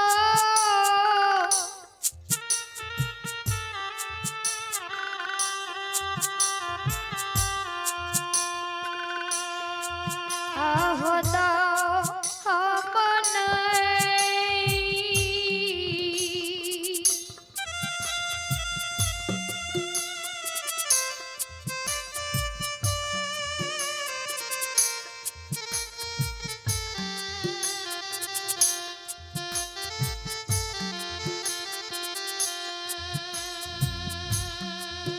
हे हो चरबो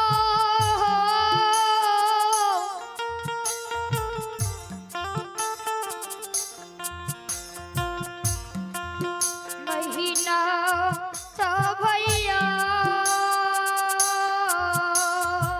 जाओ जाओ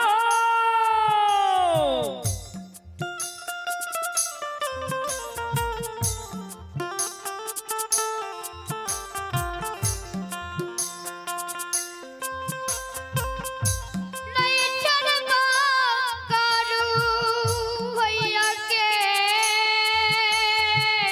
आह हे भगवान हे विधाता हो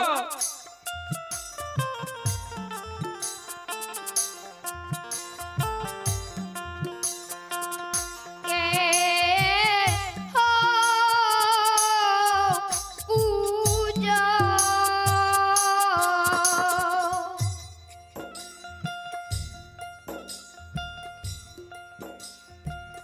मरतो दाम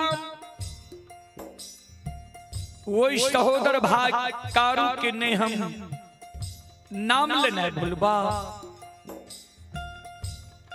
अन्य पूजा करने छोड़बा।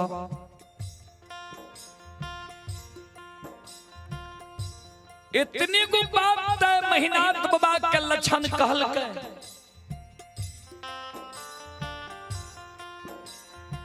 महीनाथ बाबा के क्रोध के सीमा नहीं रहल। महीनाथ बाबा लक्षण के कालर के लपेट के पकड़ लेलकै, ऊपर ले जाय छै, धरती पर छोड़ दै छै।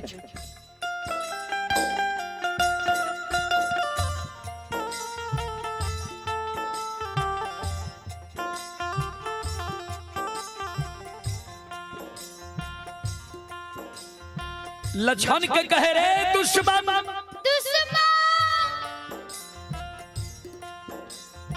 इस समाज में कोई समाज की हिम्मत नहीं होई छै जे महीनाथ पंडित के मुहामुही जवाब करिए या महीनाथ पंडित की आज्ञा के भंग करिए। तू हमरे वंश में जन्म के हमरा मुहामुही तू जवाब क्या दिलही है। जे सब बात मान लब, एगो बात नहीं मानब, कारू भैया के पूजा नहीं छोड़बा।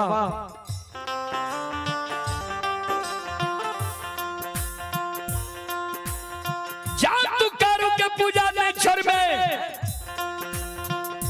तो मरे के लिए तू तैयार भेजो।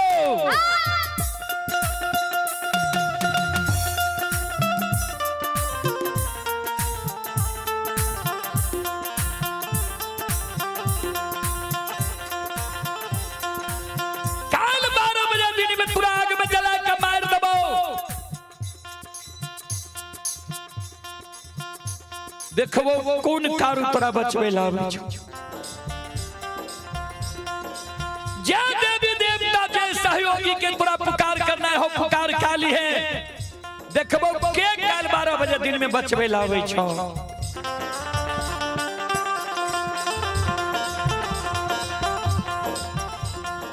संत शिरोमणि ध्रुवदा बंधु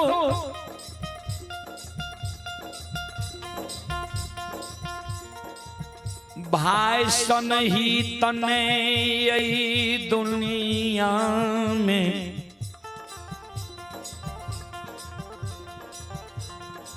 भाई सन दुश्मन नहीं होई छे। भाई सन हित ने, भाई सन दुश्मन ने। संत शिरोमणि ध्रुवदा बंधु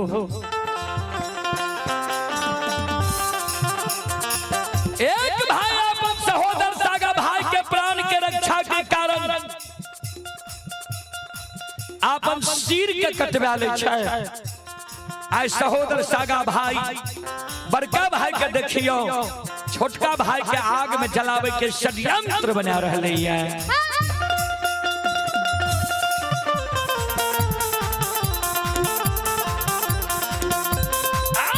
भैया के दुश्मन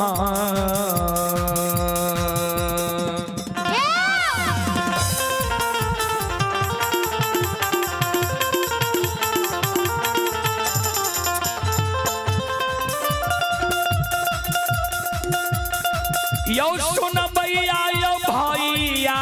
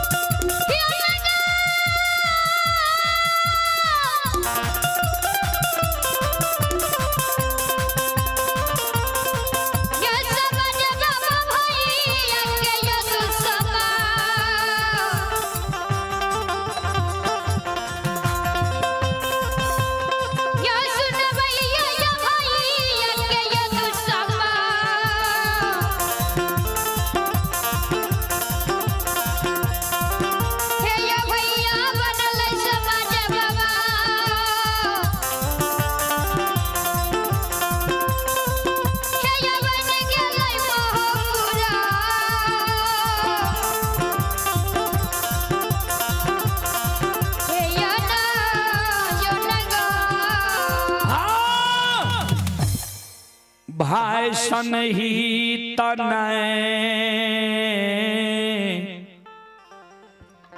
भाषण आन दुसमान। श्रोता बंधु, एक भाई अपन सहोदर सागा भाई के प्राण के रक्षा के कारण अपन सिर के कटवा ले छे। आए बड़का भाई छोटका भाई के आग में जलावे के षड्यंत्र बना रहे। क्रोध के मारे महिनाथ बाबा फूलडाली में जे फूल रहे वो फूल के धरती पर गिरा दे छे, कमंडल के दूध के धरती पर पलटा दे छे। संत शिरोमणि श्रोता बंधु लक्षण के कह दे छे, कल 12 बजे दिन में तोरा आग में जला के मारबो। जे कारू जे सहयोगी की तोरा पुकार करने हो पुकार काली है, देखबो कल 12 बजे दिन में तोरा के बचावे लावे छो। संत शिरोमणि श्रोता बंधु ओई जगह से महिनाथ बाबा दौड़ल दौड़ल चल जाय छे महापुरा डीह पर। महापुरा डीह पर मंगरू पंगरू नाम के दू भाई बढ़ई रहे, जेकरा सुतिहार और कमार कहे छिए। महिनाथ बाबा आवाज लगावे, रे मंगरू पंगरू, घर छे आंगन से घर आंगन से बाहर हो द्वार पर आओ।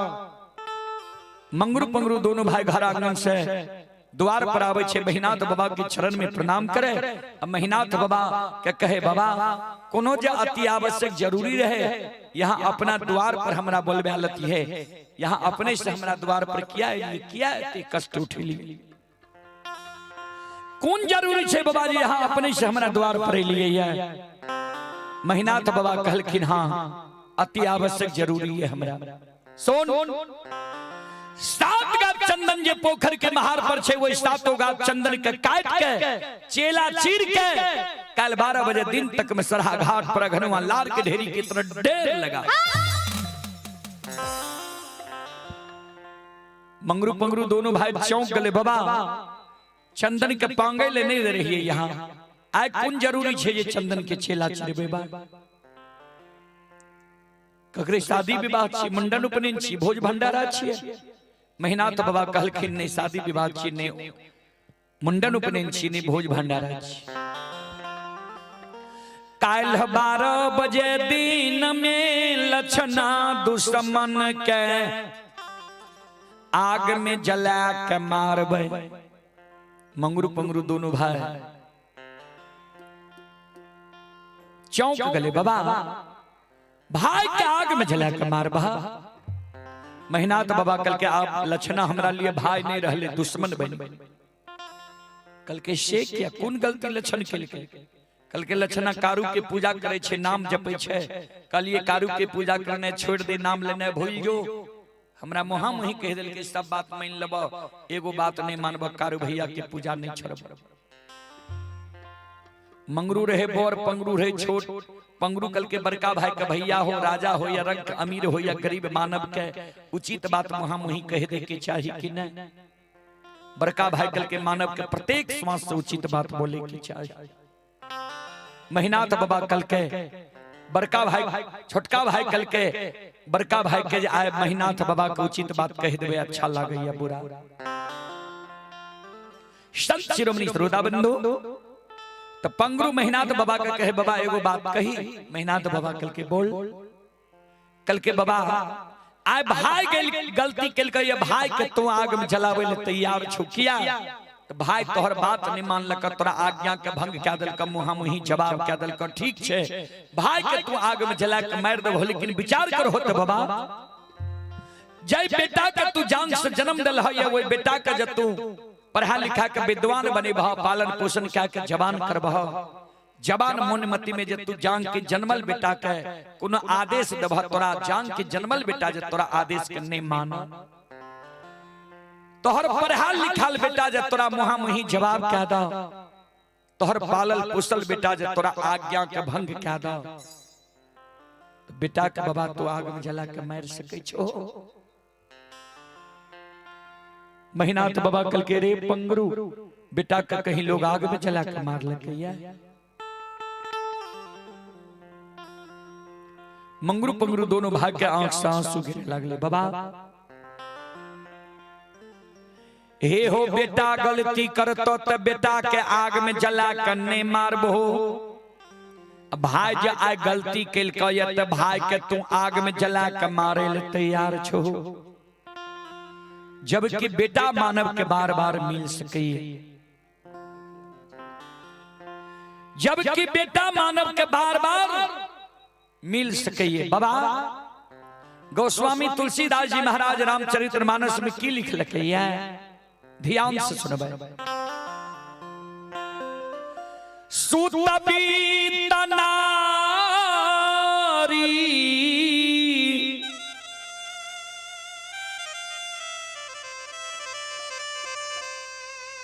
भवन परिवारा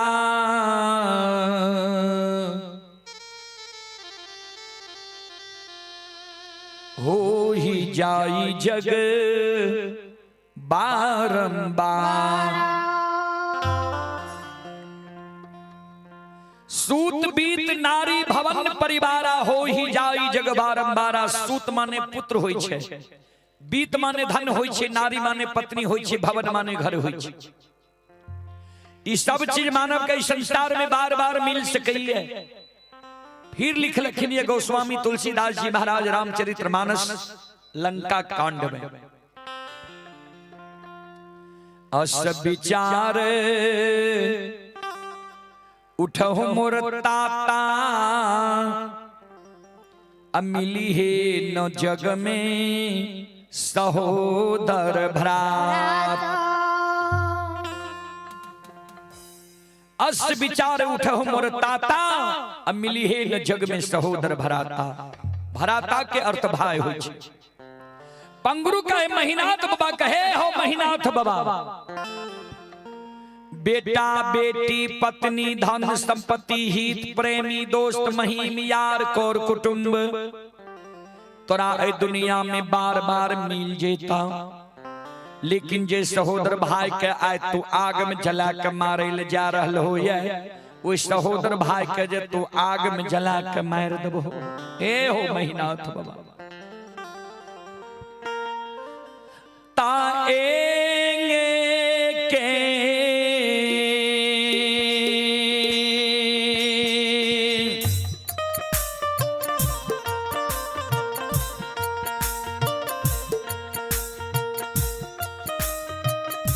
हो महीनाथ बाबा ये के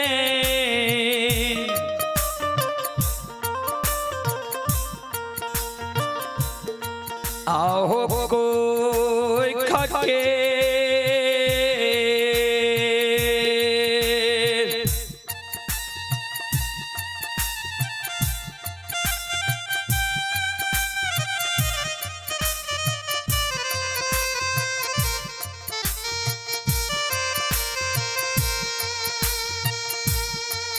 आहो जनमल सहोदरा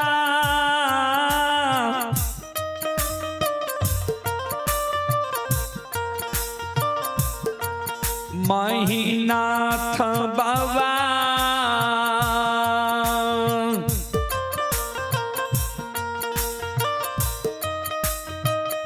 नहीं मिलता तूनी या हो।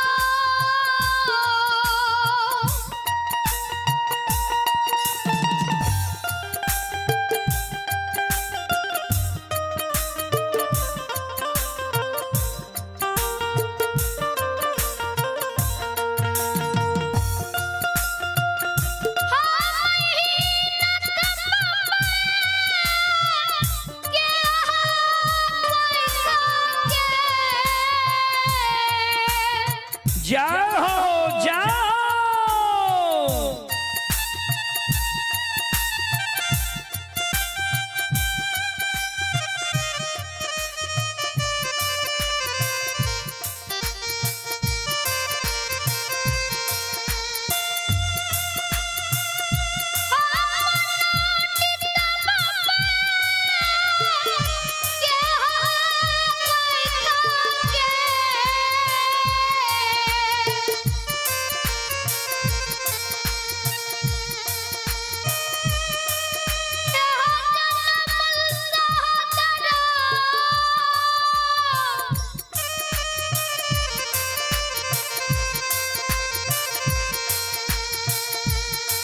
महीना सबका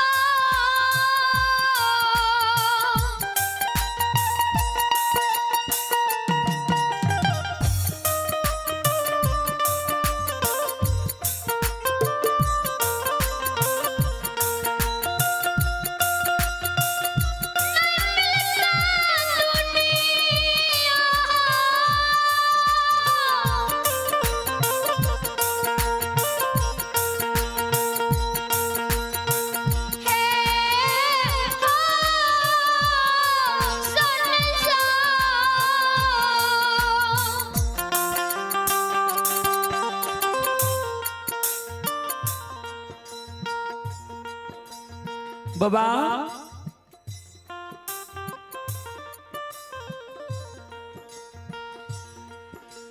बेटा बेटी पत्नी धन संपत्ति हित प्रेमी दोस्त महीने दुनिया में बार बार मिल जीता,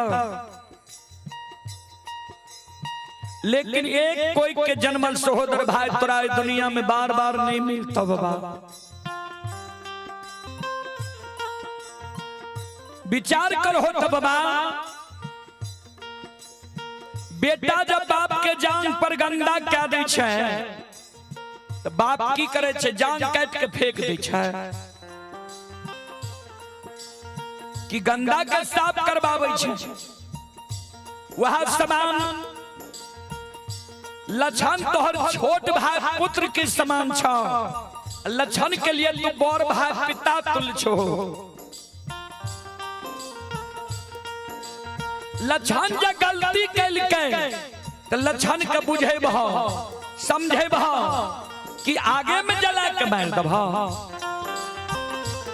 याद ये बड़ भाई के धर्म, याद ये बुजुर्ग लोग के कार्य। ए महीना के बाबा हमरा बाप के बाबा को मानो,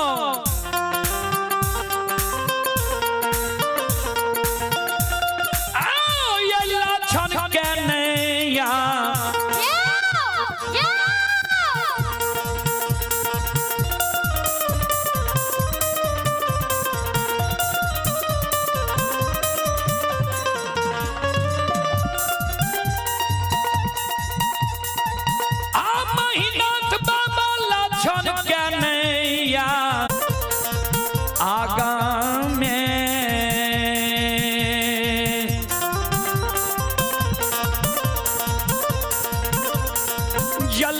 ये महीना पंडित बाबा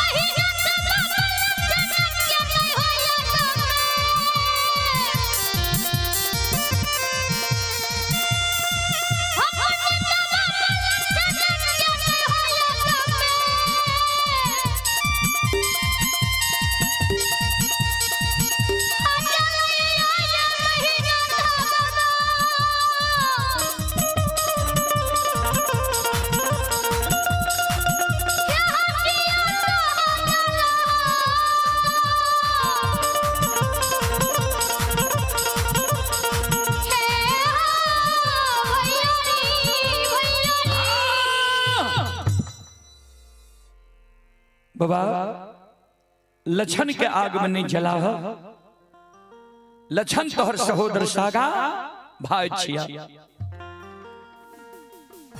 महिनाथ बाबा कल के रे मंगरू पंगरू तोरा हम आदेश दे ले लियो कि तोहर उपदेश सुने ले लियो।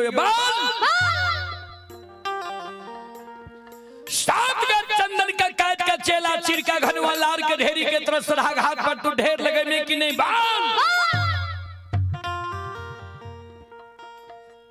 बाबूजी।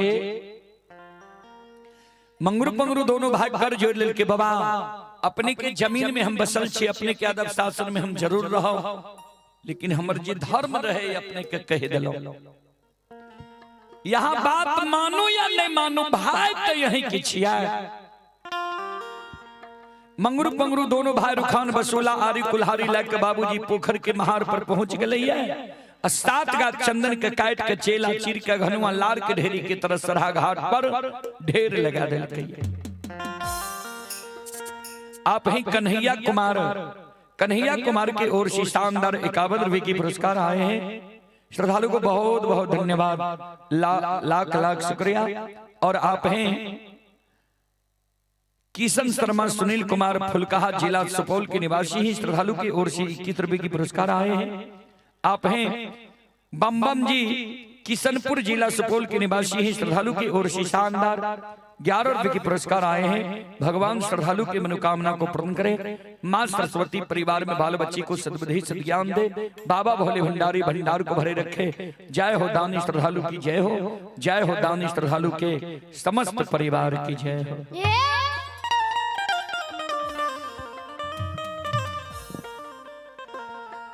संत शिरोमणि श्रोता बंधु मंगरू पंगरू दोनों भाई रुखान बसोला आरी कुल्हारी लाके पोखर के महार पर पहुंच गए। 7 का चंदन के काट के चेला चीर का घनुआ लार के ढेरी के तरह ढेर लगा रहे सरहा घाट। कभी लिखल खिलिए बाबूजी बुरे दिन जब आत है 3 चीज भयो भिन्न, खाना बानी बैस की विधाता लियो। बुरा दिन जब मानव के आवे वाला रहे छे ने भगवान 3 गो चीज पहले मानव के छीन ले छे। कहबे कौन कौन चीज? सबसे पहले सात्विक भोजन। जे मानव के भोजन बिगड़ जा, जे मानव दारू तारी गांजा भांग मीट मांस मदिरा के प्रयोग ज्यादा करे लागे, पी के कते नदी नाला रोड सड़क पर घोलेट जा बुझ जी ओकर दिन खराब भ गेले, समय बिगड़ गेले। दोसर में लिखलखिन ये बानी जे मानव के बानी अटपट भाजा बोले के कुछ बोल जा कुछ। कभी लिखलखिन ये बानी तो अनमोल है जो कोई बोले जान, ये तराजू तौल के तब मुख बाहर आन। सबसे मूल्यवान ई बानी छे बाबूजी। बानी अनमोल छे, कर मूल्य क्यों नहीं दे सकैया, लेकिन वह मानव के बानी अनमोल छे जे मानव अपना हृदय के तराजू में तौल के तब शब्द के बाहर निकाले छे, जे सुने वाला के करुआ त नहीं लागता है। तेसर में लिखलखिन है बैस की यानी बैठना उठना संगति, जे मानव के संगति बिगड़ जाए। कभी लिखलखिन है संगत से गुण आत है, संगत से गुण जात, बांस फांस मिश्री एके भाव विकार। तो बाबूजी महिनाथ बाबा की संगति बिगड़ गले रहे। कपटी ब्राह्मण बाबा के साथ संगति भे गले रहे। कभी फिर लिखलखिन है कपटी मित्र नहीं चाहिए, पीठ पोछ बात ले, आगे राह चढ़ाए के पीछे से धोखा दे।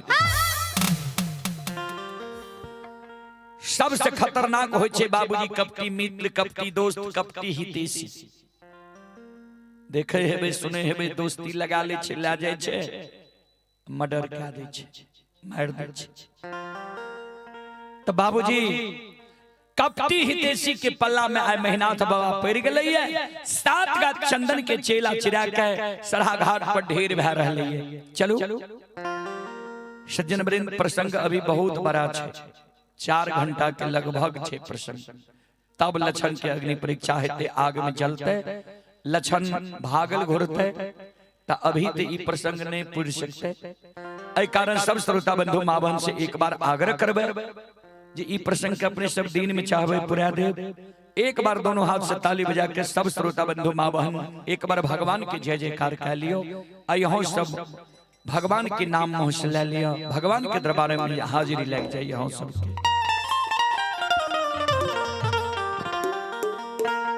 सीताराम सीताराम सीताराम कहिए, जाहि विधि राखे राम ताहि विधि रहिए। सीताराम सीताराम सीताराम कहिए, जाहि विधि राखे राम ताहि विधि रहिए।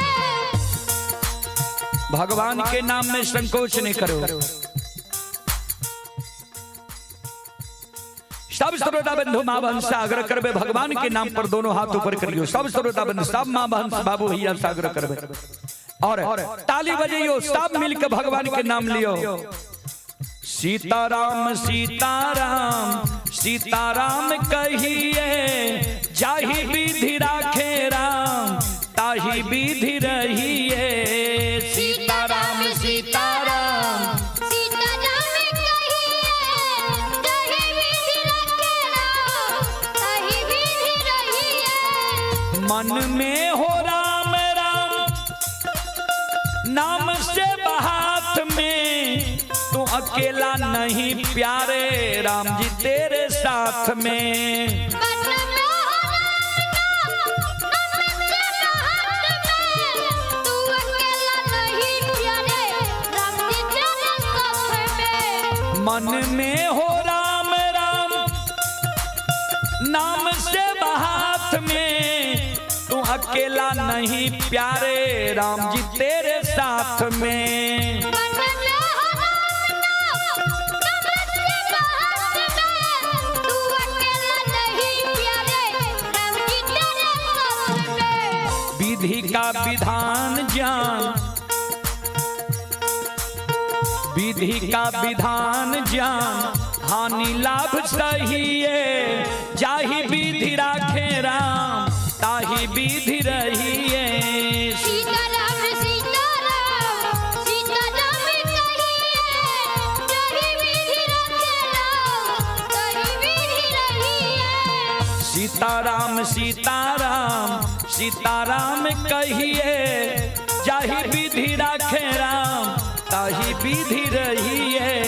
सीताराम सीताराम सीताराम कहिए, जाहि विधि राखे राम ताहि विधि रहिए।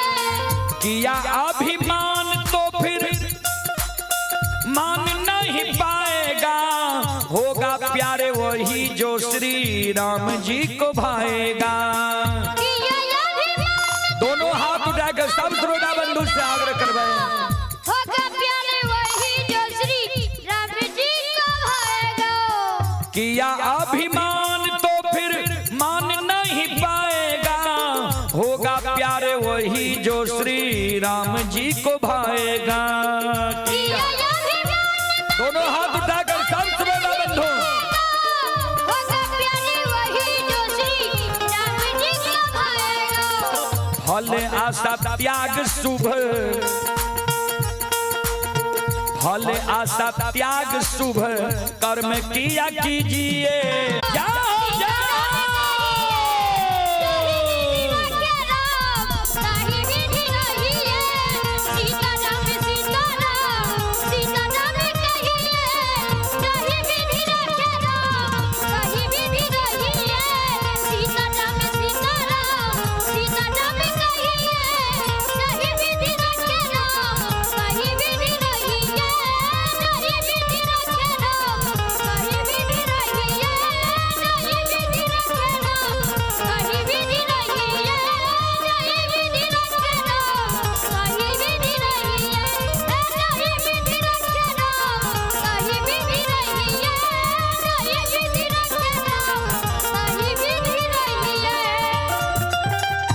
बोलो बोलो सच्चे दरबार के, भक्ति और भगवान की संत बाबा कारू खिरहरी की, महारुद्र बजरंगबली की, उमापति महादेव की, बाबा डिहबार की, माँ गहील गोसाउन की, जलवारा ग्राम की, जय जय जय श्री सीताराम। चलो अब अपने सब से क्षमा मांगबे जे 12 बजे के बाद हम सब भोजन नहीं करे छी, ता समय 12 के छुए वाला छे, हमरा सब की सामान सब खोले में देर लागे छे, ता एहि कारण अपने सब श्रोता बंधु क्षमा चाहबे। दिन में अपने सब अबे अहिना एकत्रित भए के, और जब तक अपने सब बैसबे अपने सबके हम सेवा करे के प्रयास करब। अपने सब सुनलौ माँ भगवती लोक गाथा भगैत मंडली गायक रूदल पजियार ग्राम पंचायत बेलवारा प्रखंड सिमरी बख्तियारपुर जिला सहरसा। जय नन्हा मुन्हा बाल कलाकार के स्वर में अपने सब रूदल पजियार यूट्यूब चैनल व फेसबुक पेज के द्वारा भक्ति प्रसारण सुने हेबे।